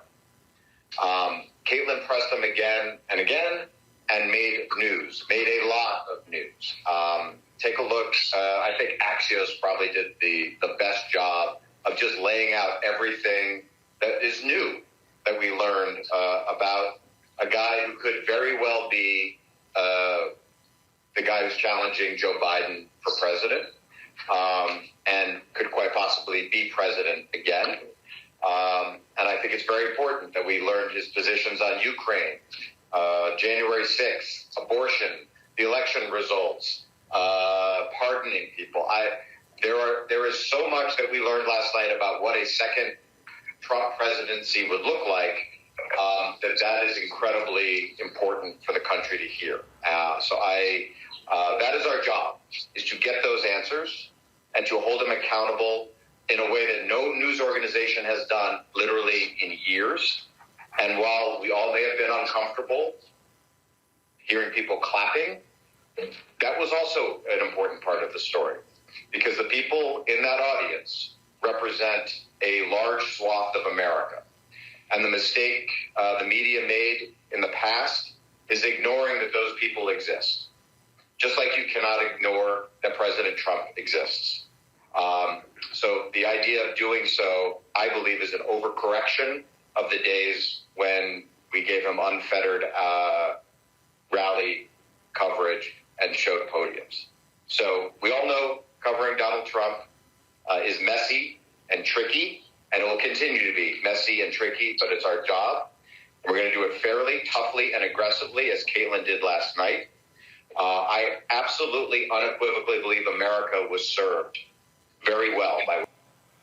America was served. First of all, if I'm Jim Acosta or some of the other people at CNN who was holding Donald Trump accountable for the 4 years he was in the Oval Office, I would be pissed off to hear the CEO say the media did not hold him accountable before. Oh, in years. I would be mad as hell if I'm out there kicking his ass and doing my job, and this guy all of a sudden claims, oh, now last night Caitlin Collins was really holding him accountable. Lauren, I'm gonna go to you first. What we saw was journalistic malpractice. What we saw was a poorly produced town hall. What we saw was someone grossly unprepared for the litany of lies.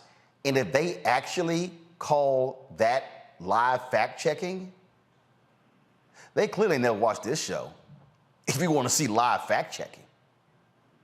Yeah, you know, I had not heard that audio, Roland. I had read stories with the audio, but the fact that he had said we'd learned so much. I mean, remember, Chris Licht comes from entertainment. And as somebody who worked at ABC News when it went from Cap Cities to Disney, I know what that looks like. We had Michael Eisner come in and not give an F about serious news and dismantle Nightline. Chris Licht is from the entertainment world. And frankly, after listening to that, I'm pretty convinced he has absolutely no idea what he's talking about. You know, your analysis is excellent as usual, Roland. But the central question I think we have to think about is, was what CNN, were they doing entertainment or were they doing news journalism? Because I don't think they actually know what they were doing.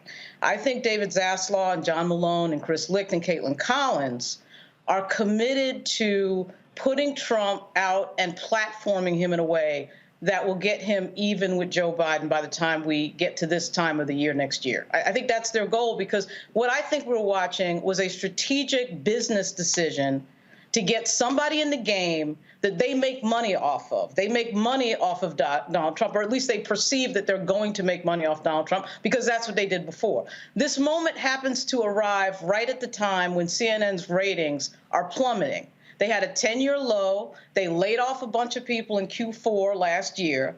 They got rid of that CNN Plus thing because that was a complete disaster. You saw Chris Cuomo is gone, Don Lemon is gone, and now they have ratings that are tanking. And then all of a sudden, out of nowhere, right at that time when the ratings are tanking, they decide to get the worst president of the United States, who's been criminally convicted, who is obviously a sexist, who is obviously a fascist. No, he's been civilly convicted. He's been civilly convicted.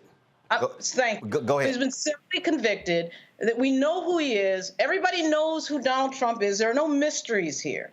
Okay, and they put him on TV and they platformed him. And frankly, I think what's going on is that we're watching the slow, tedious demise of cable news in the form of CNN. They know their ratings are gone. They know their market share is gone. They know their viewership is down. And now we're making a decision to put somebody on who is dangerous so that we can have spectacle and ratings and make money off the spectacle. That is what they are doing, right in front of everybody's face.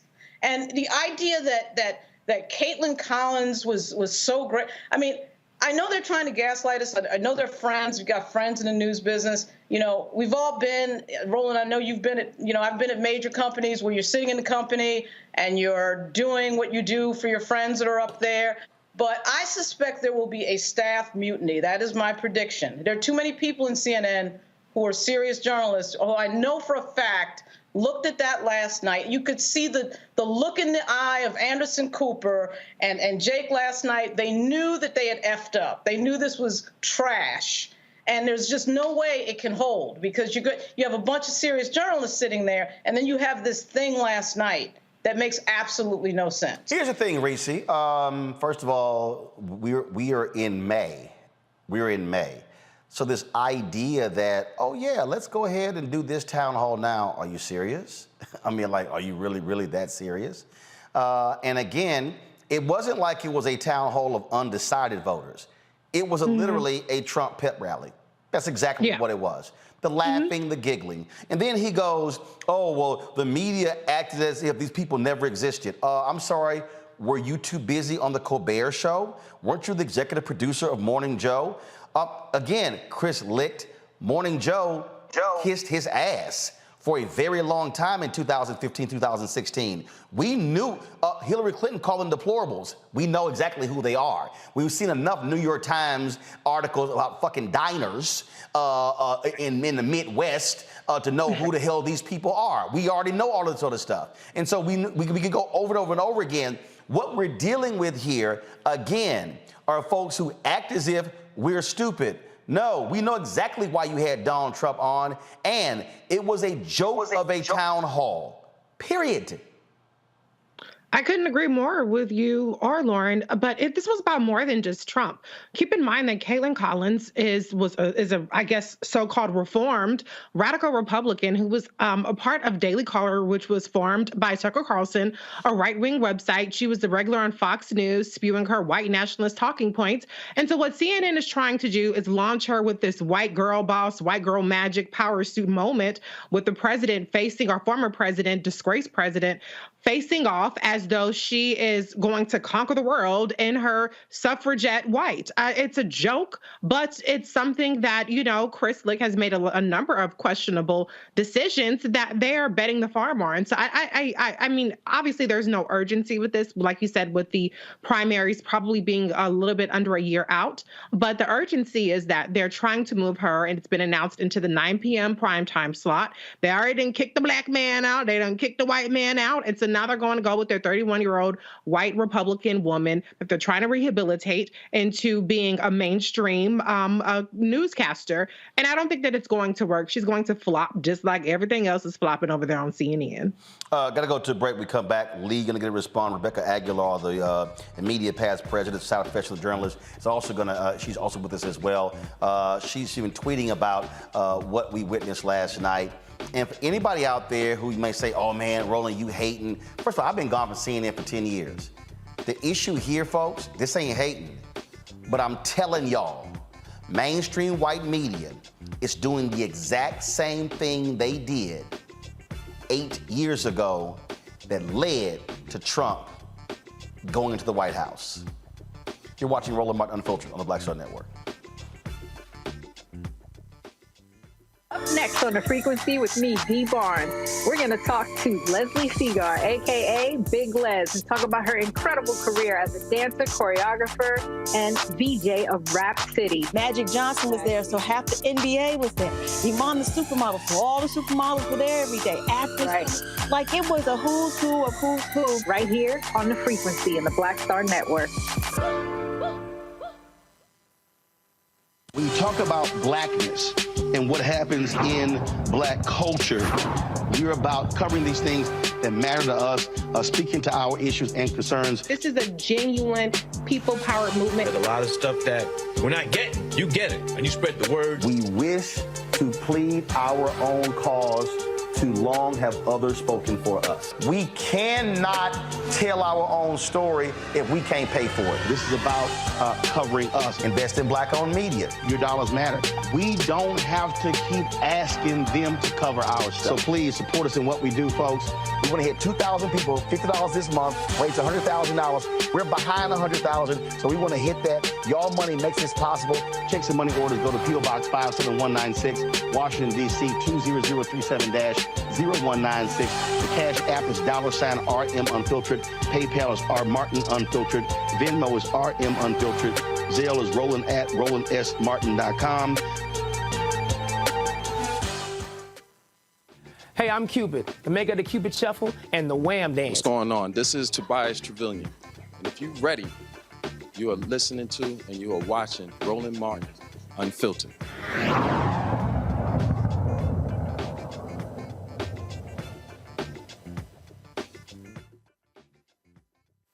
Why did you take those documents with you when you left the White House? I had every right to under the Presidential Records Act. You have the Presidential Records Act. I was there and I took what I took, and it gets declassified.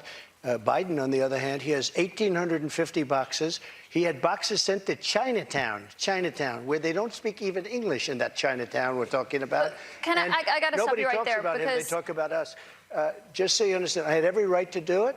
I didn't make a secret of it. You know, the boxes were stationed outside of the White House. People were taking pictures of the GSA of the various people. I got to stop you right there, though, because the Presidential Records Act, which is not well known to a lot of people, I read it. It does not say that you can take documents with you. It says actually that they are the property of the federal government. You negotiate, you make a deal. It's not criminal, by the way. Y'all, this is real simple, okay? I'm not about to argue about the Presidential Records Act. Again, a real host and a real producer goes, first of all, you don't say, I got to stop you there and let them keep talking for 30 more seconds. What you say is, oh, let's see what the Presidential Record Act says. That's what you do. You literally call it up. You literally put it on the screen and you actually read it in front of them and it says, and that's when you say, hey, Donald, it says right here, blah, blah, blah, blah, blah. You did not do that. That's how you rebut lies, Chris Licht, Caitlin Collins.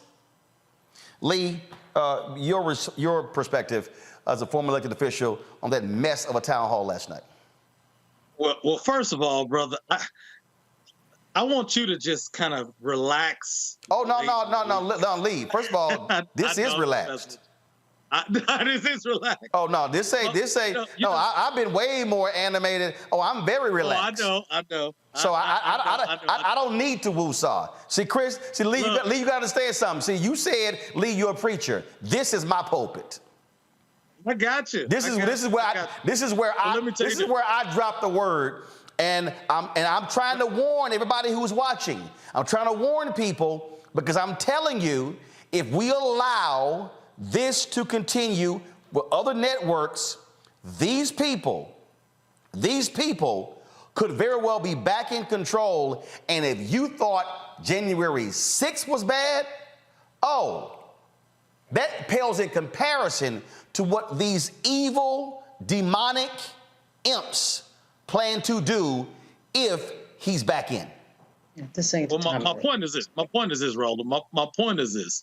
I don't know a whole lot about journalism. That's your lane. I do. Been doing it since I was 14 years old. I know. I can tell very clearly that this has nothing to do with journalism. And I think you've hit it right on the head. This was an economic decision that CNN made. This was a ratings decision. Chris Licht said that we learned a lot of new stuff. Man, everything that I heard, because I didn't watch the interview because I knew what it was, but everything that I've listened to, even right here, sitting down right now, I learned nothing new. And we knew this is what he was going to be saying. We knew where he stood on January 6th. We knew where he stood on the election. We knew he didn't say anything. What they did was they gave him a platform to continue to spew that. And I believe exactly what you said earlier. This is an effort to make the election closer than it ever should be. This is an intentional effort because if this election is closer than it is right now, that bodes well for them in the ratings. It bodes well for them economically as well. And well, here's the deal. Rebecca Aguilar is a immediate past president, society professional journalist.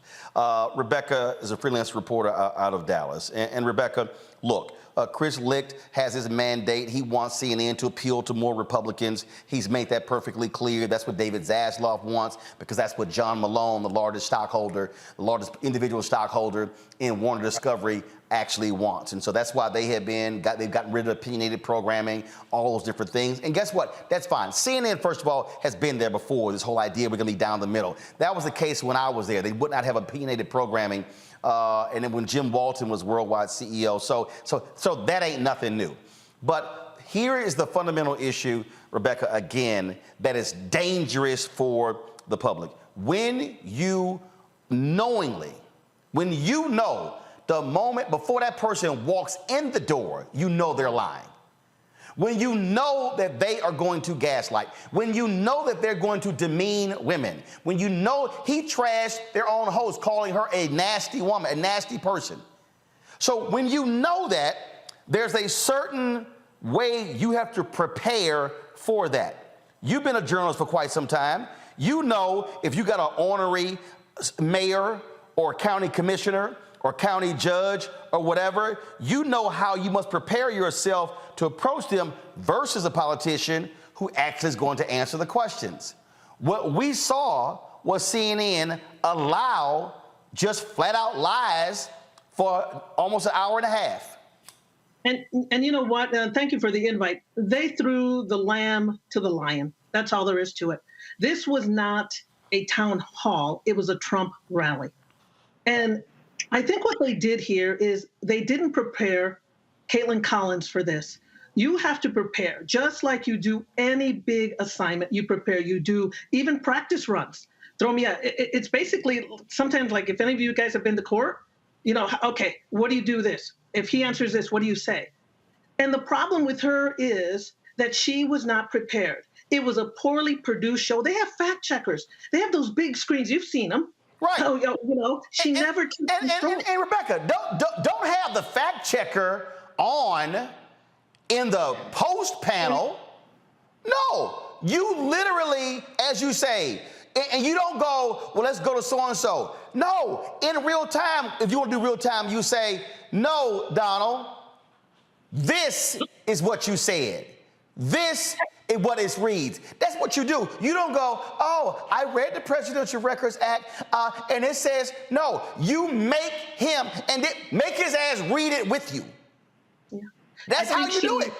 Right. You know, I think she needed one of those notebooks. When he said the lies about the wall, right? I would say, excuse me, and look, and just say it.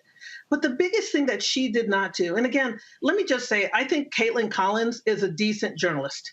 I think she has done a decent job at the White House, but she was not prepared for this job. And nothing against people who are young, because we were all that age at one time. But there comes a time I was better than that at her age, I can tell you that. Right. But there comes a time where you say, I can't do this. Why they didn't have Jim Acosta or Dana Bash, right? Why not them? I would like to know, and if there's any investigative reporter out there or any of my sources at CNN, I want to know, was the Trump campaign given pictures of everybody and say, who do you want? Because you know me, if I'm a strong politician, I want Collins, 30 years old. You know, you knew he was intimidating her. Here's another thing that I find hypocritical. Licht gets rid of Don Lemon on allegations of misogyny and all that other stuff. But then because he allegedly said something that made Caitlin Collins uncomfortable. But then you put her in an arena with a man who's a misogynist? The hypocrisy. And I think what angers me the most, because you've seen me tweeting, is that as journalists, you know, I am the immediate past president of the Society of Professional Journalists, a lot of journalists who work hard every day. A lot of journalists out there, we bust our ass and we want trust from the public. We tell the truth. And what happened in that town hall? All they did, there was, you're right. Masterful performance, no way in hell. She asked tough questions. She didn't follow up. She didn't push. Some producer could have gone into her ear and said, no, push back, something. We got answers. No, they got lies. Lie after lie. We learned so much. We didn't learn anything else. Trump just kept spewing whatever they, and here's another thing. Stop calling them untruths. They're lies. Right. Oh, And that's, then- oh my God. But see, but again, though, here's the deal. That's the media deal. I'm telling you, I was on ABC this week, and I think it was February 2017, and this came up. And I remember all of 2015, 16, and even the first 2 years of his presidency, they were all scared to say lie. And I remember, I think it was Jake Tapper and Judy Woodruff. I think they would say, well, in order for us to know that it's a lie, we have to know at the outset the person means to do it. I said, listen, if I brought my ass home at 3 o'clock in the morning and I came up with a BS story, my dad would be like, son, why you lying? He wouldn't sit here and say, well, I need to understand what. No, he know why I'm lying. Because I came home at 3 a.m. He know the lie is coming. So we know, but they won't do it. Not one time did she say, and again, I don't call him Mr. President. I can't use that title. Not one time did she say, that's a lie. What you just said simply, and it's not just even that, Rebecca, it's also how you say it. Not one time did she say, Donald, what you just said simply is not true. This is the fact. And the way you hit somebody like him, you go, fact, read it. Right. Fact, read it. Fact, read it. Fact, read it. And then I am anticipating him going, well, that's fake news. And then that's when you say, so anything that you don't like, you call fake news, even though it's a fact? You gotta know what's coming when you again, an experienced person, I know what you're gonna say, I know what my rebuttal is gonna be, and I already know what your rebuttal to my rebuttal is gonna be, so I know when to come back with. And the reason you use graphics and monitors in video is because it's hard for the person, Rebecca, to lie when you say, we just heard your voice. And then you say, was that you on the phone call? Was that you on the phone call? Did you make that phone? That's how you do it. You have to box the person in, not just go, so why? No, you don't do open-ended. Rebecca, go ahead. It's about having control. She never took control. The minute he was defaming Miss Carroll, I would say, excuse me, whether you call him Mr. Trump or not, Mr. Trump, please, you cannot be doing that. The minute she heard the audience laughing, excuse me, audience, you have to be respectful. This is not a fraternity party. This is not a concert. You have to be respectful. You use that tone and take control. She did not take control. You also have to have courage, have the balls to say, Mr. Trump, you are lying about that, and look him right in the eye. Yep. And number 3, have the confidence. And this is what happens, you build confidence with experience. And you know what's really sad about this? No, hold on. I'm gonna let you finish that. You build confidence with experience and knowledge. Exactly. See, you can actually not have a lot of experience, but if you have the knowledge, you can hit back. The knowledge the knowledge, the experience, and the confidence, that's a deadly potion. Go ahead.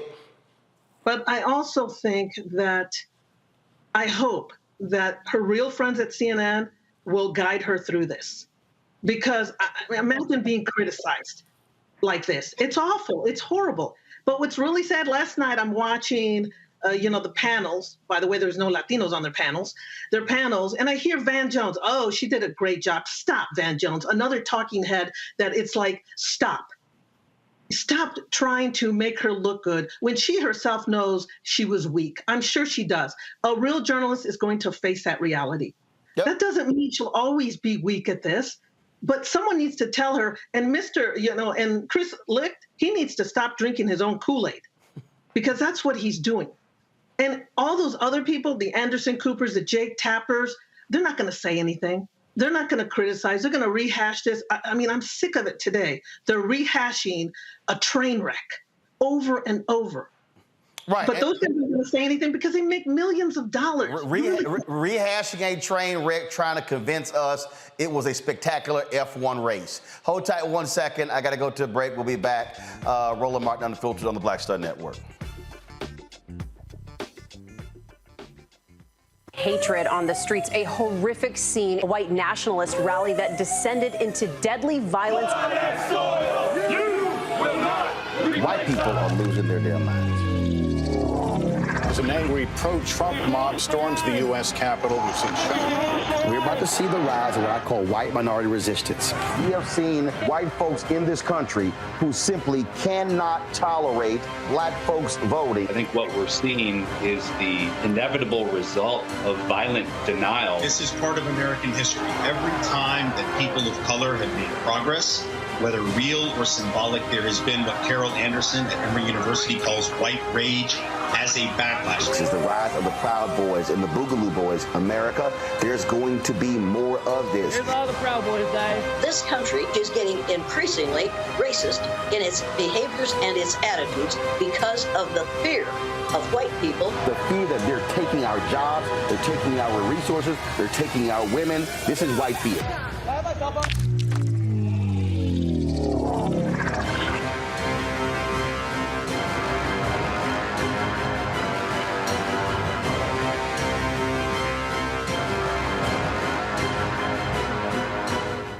Black Star Network is here. Oh, no punch! I'm real revolutionary right now. Thank you for being the voice of Black America. All the momentum we have now, we have to keep this going. The video looks phenomenal. See, there's a difference between Black Star Network and black-owned media and something like CNN. You can't be black-owned media and be scared. It's time to be smart. Bring your eyeballs home. You dig? Hey, everybody, it's your girl, Lunel. So what's up? This is your boy, Earthquake. Hi, I'm Chaley Rose, and you're watching Roland Martin Unfiltered.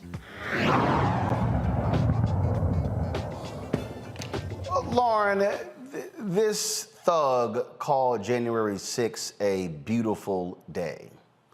We saw with our own eyes what actually took place. The reason this is so bothersome is because, and I need everybody to understand what I'm about to say because this is just critically important. When Donald Trump started running, what did he do? He kept calling everything fake news. Why did he do that? Because he wanted to sow seeds of doubt and discontent. What has been created in the last 8 years is that there is a subset of people, yes, deplorables, who literally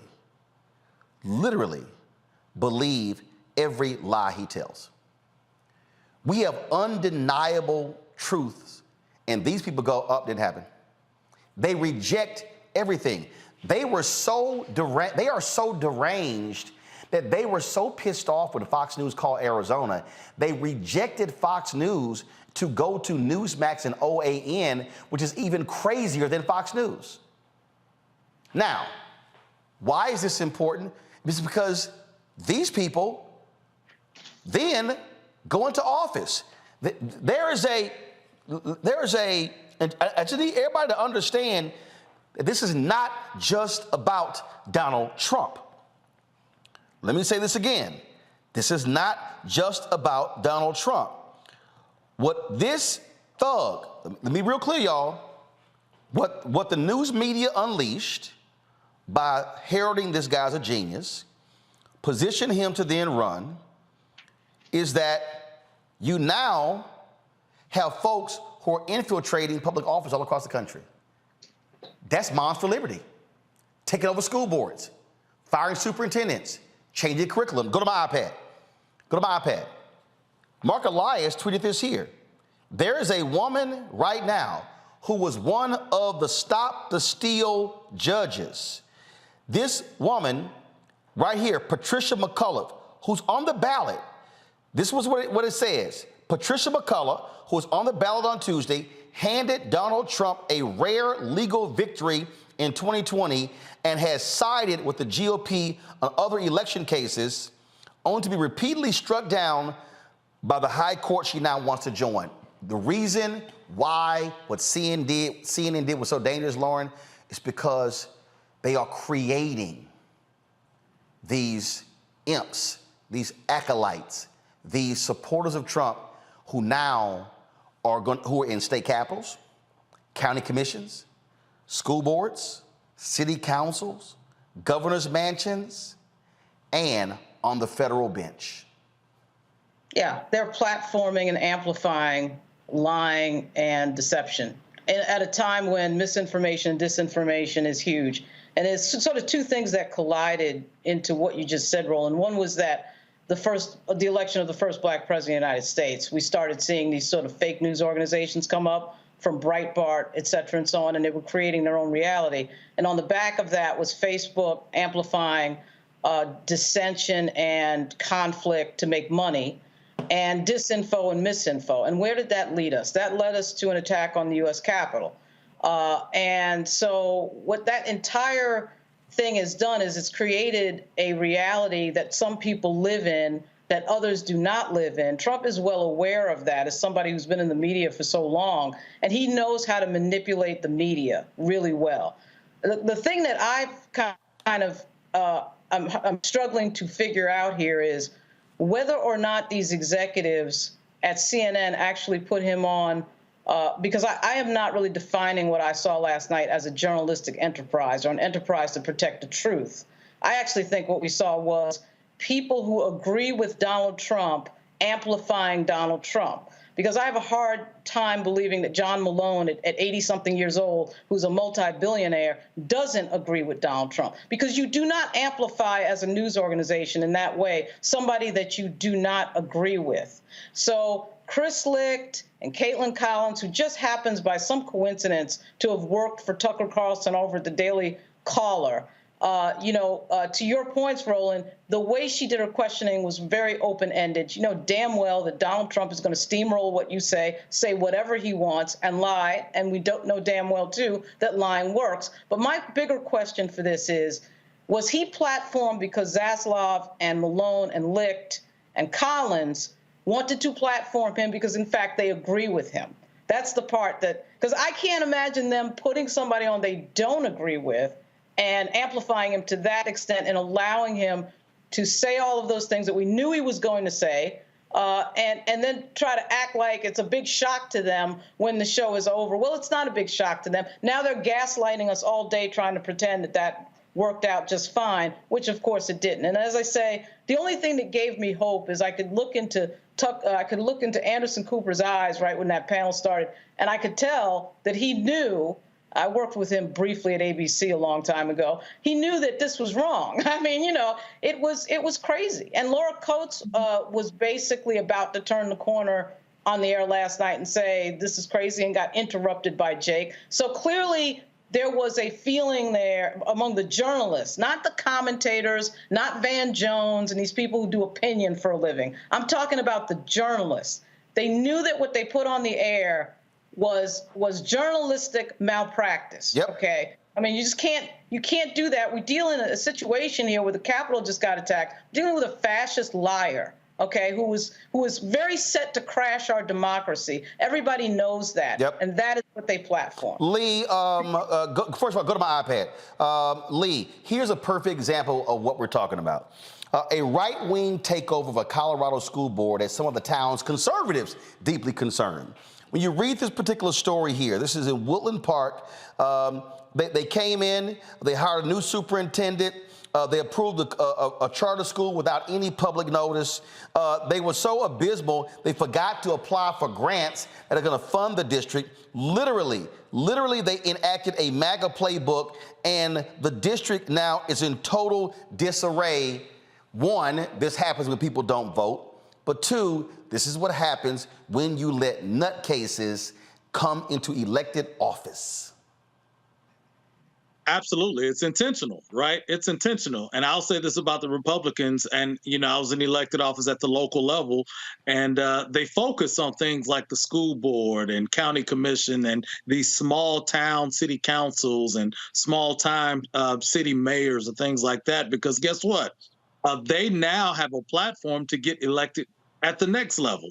And then they get elected to the next level. Next thing you know, they're representing entire states and members of Congress and things like that. And it's a playbook. So let's be clear, it's a playbook. They're not coming in, making up stuff on their own. They got the Tea Party playbook, the MAGA playbook. They got the talking points that they all kind of abide by, and so you're seeing this happening all across the country. And then here's the quiet thing that maintains the power of a state, even when it doesn't adequately reflect the voters themselves. You have redistricting, right, where they get to gerrymander the lines and across the state. So in state legislatures all across the country, you have state legislatures that don't reflect the voting population because they've gerrymandered these districts to maintain the power much longer than the voting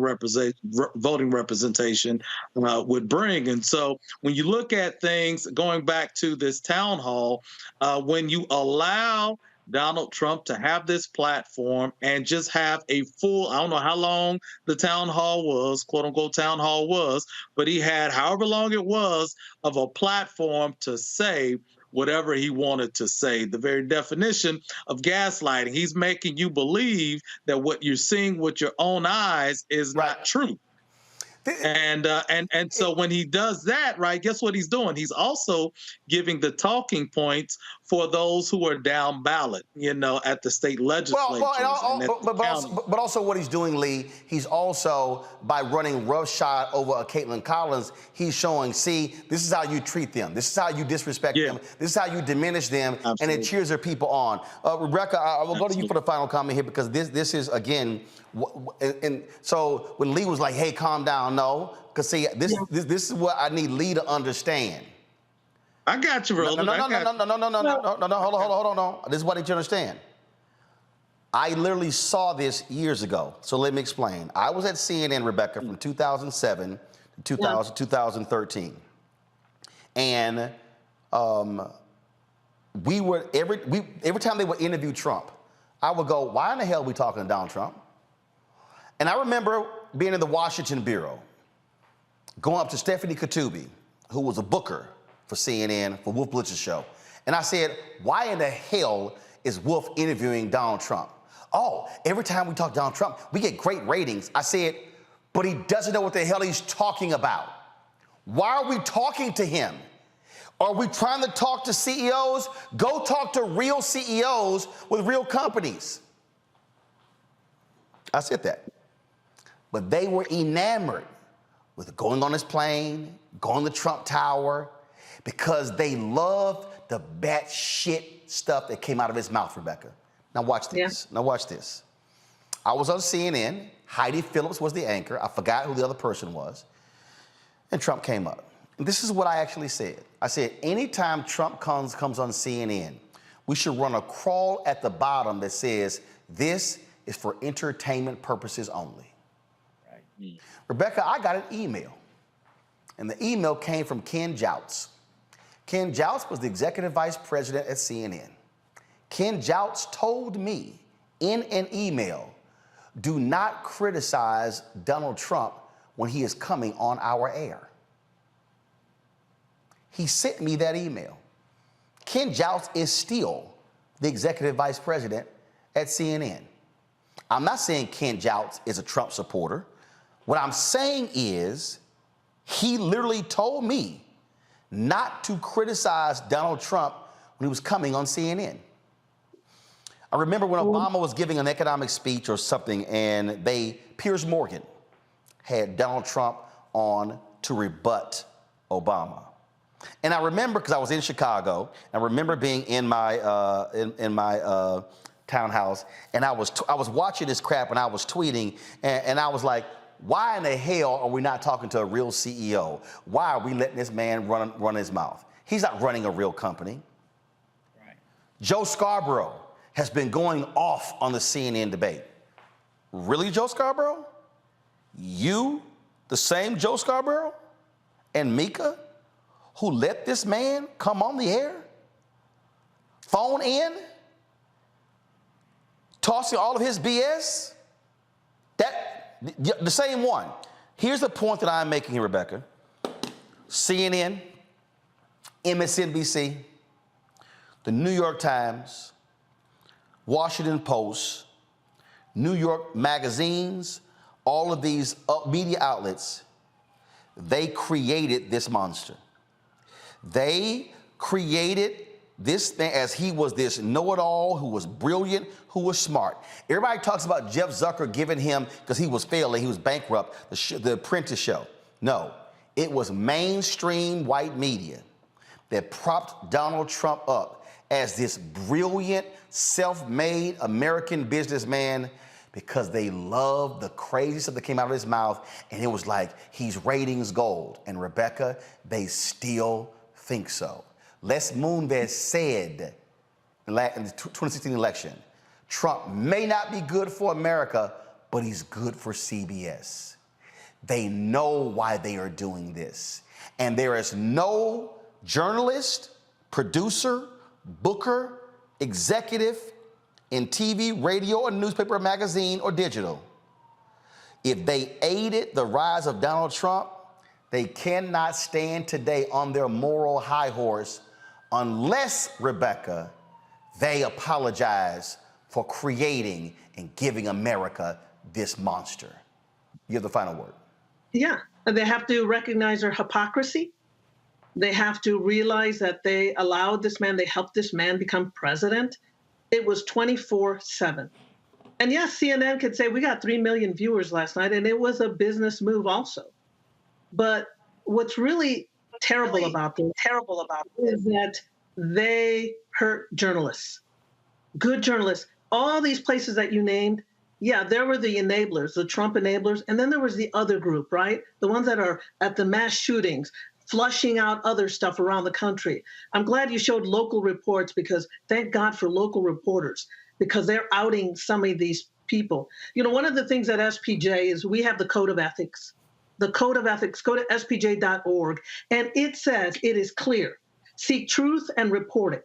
Minimize harm. Yesterday, there was so much harm that Trump rally created, right? Act independently. There was no acting independently. He owned them last night. Trump owned CNN. And then there was be accountable and transparent. Just hearing Licht today on that recording, he's not being accountable. He's not being transparent. He's living in his little bubble. And, you know, one of the other guests said, well, you know, everybody's controlling everything. Here's the deal. Chris Licht is someone's puppet from above. Caitlin Collins is Chris Licht's puppet. You know, he's the puppeteer. And I don't know if Caitlin Collins is, you know, on the Trump agenda. I do feel that she was the easy one to put in there and, you know, move her like a little puppet. Because as you see, Roland, and you know, she was scripted. She wasn't even listening. She was trying to follow each question. And again, who wrote those questions? The producers. If I'm there, I'm looking into every producer, every executive producer, every supervising producer, who wrote this and why.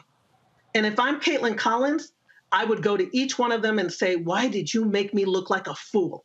Because it will be out in YouTube and out in the world forever. Forever. But what CNN did last night is they hurt us, the true journalists who care about the truth, who care about helping the public. Chris Licht did not serve the public. He did them wrong. He did them wrong. Rebecca Aguilar, Lee May, Lauren Victoria Burke, I appreciate it. Reese Cobra had to go. I appreciate Reese as well. Here's my final comment on this, folks, and it's very simple. You've heard me say this on this show numerous times. If you do good, I'll talk about you. If you do bad, I'll talk about you. At the end of the day, I'll talk about you. Why did Philip and why did David Lowery and why did a lot of these black conservatives, why do they get so mad at me? Because I won't let them lie. I won't let them come on this show and feed us their talking points and not deal with fact. See, y'all may even realize, again, I simply cannot let lies stand or erroneous information. Hey, when Lauren was talking, Lauren made a comment about criminal, and I said, no, it's civil. That was a brief fact check. Why? Why did I do that? Because if you're watching the show, if you're listening to this podcast, if you hear something on this show and then you hear me say nothing, you'll go, hey, what I heard was true. And so I wasn't mad at her wasn't demeaning, but it was simply, no, it wasn't criminal, it was civil. Because it's about facts, it's about truth. And the problem is, when you have a known liar walking through the door, that I must gird myself for battle, because I'm not battling him, I'm battling the lies. Because there are people who are watching. There are mothers and fathers and brothers and sisters and aunts and uncles and nieces and nephews and cousins and church members and sorority members and fraternity members and farmers and doctors and lawyers and engineers, the people who are actually watching, and they are seeking truth. And one of the fundamental problems in journalism is that we have too many people who are in the position that I'm in who don't know shit. And they're depending upon some producer in the control room to feed them questions and feed them answers, or walk up to them and handing them blue cards with the facts on it, because they do not read. And so what do a lot of these politicians hate? They hate it when you are the person and you actually have done your homework, because they can't get one over on you. That's why it is called preparation. That's why it is called getting ready. And the problem that we have, we played it the other day when the reporter in the news conference asked President Joe Biden a question about Kevin McCarthy and the Republicans' bill dealing with the debt limit, and he goes, what's in it? What's in it? She couldn't even tell him. She was asking the President of the United States a question regarding the bill of the Republicans, and she had not even read the bill. And that's a White House correspondent. Thank you. Supposedly, the creme de la creme. Supposedly, the top of the heap. So what then happens when we don't give the public correct information? They run with lies. They run with lies. I'm not going to play the clip, but if you go to Twitter, and I rarely give Steve Doocy any credit, but this morning on Fox News, Steve Doocy challenged Congressman James Comer and saying, you have circumstantial evidence against President Biden, but you do not have any factual information. Of all the people on Fox and Friends, not that idiot Ainsley, not that idiot Brian Kilmeade, but Doocy, who really is dumb, he literally was like, y'all do not have the goods. And they stuck to it. Y'all, Kellyanne Conway said alternative facts, and no such thing exists. It's either true or it isn't. And that is the only standard that will exist on this show and on this network. And if there is a host on this network who does not abide by that principle, they will not be on this network. And I will not allow people to come on my show and knowingly lie and spread it thinking it's true when we know it isn't. Because I have too much respect for the audience to allow them to move forward in life having to listen to somebody lie and I say nothing. Chris Licht, Caitlin Collins, CNN, do better, because somebody is watching and listening. They are expecting you to be better. Folks, support us in what we do. Download the Black Star Network app, Apple phone, Android phone, Apple TV, Android TV, Roku, Amazon Fire TV, Xbox One, Samsung Smart TV. Be sure to support us in what we do. Your dollars make it possible for us to do this here. See, this is why I'm not on CNN or MSNBC or Fox News or ABC or NBC or CBS, and we ain't trying to go over there because we don't have to ask. We don't have to, look, you already heard what Lauren said. Jake and Anderson couldn't say nothing they really wanted to say last night because they got bosses. Well, the only boss I got is God. And so we want you to support us in what we do because we are trying to give you stuff you're not going to get from those networks. Check your money order. Go to P.O. Box 57196, Washington, D.C., 20037-0196. Cash App, $ RM Unfiltered. PayPal are Martin Unfiltered. Venmo is RM Unfiltered. Zelle, Roland at RolandSMartin.com. Roland at RolandMartinUnfiltered.com. And be sure to get a copy of my book, White Fear, How the Brownie of America is Making White Folks Lose Their Minds. Available on Amazon, Barnes & Noble, Bookshop, Chapters, Books A Million, Target. Download your copy on Audible. Folks, I will see you tomorrow right here on the Black Star Network. Holla! Folks, Black Star Network is here. Oh, no punches! I'm real revolutionary right now. Support this man, Black Media. He makes sure that our stories are told.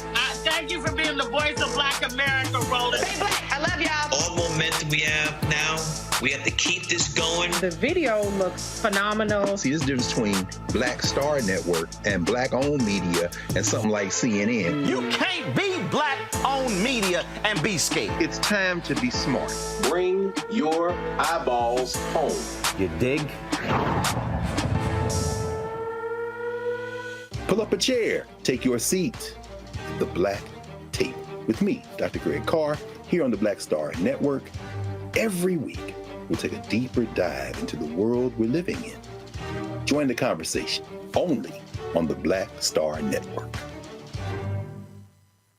Hi, I'm Dr. Jackie Hood Martin, and I have a question for you. Ever feel as if your life is teetering and the weight and pressure of the world is consistently on your shoulders? Well, let me tell you, living a balanced life isn't easy. Join me each Tuesday on Black Star Network for A Balanced Life with Dr. Jackie.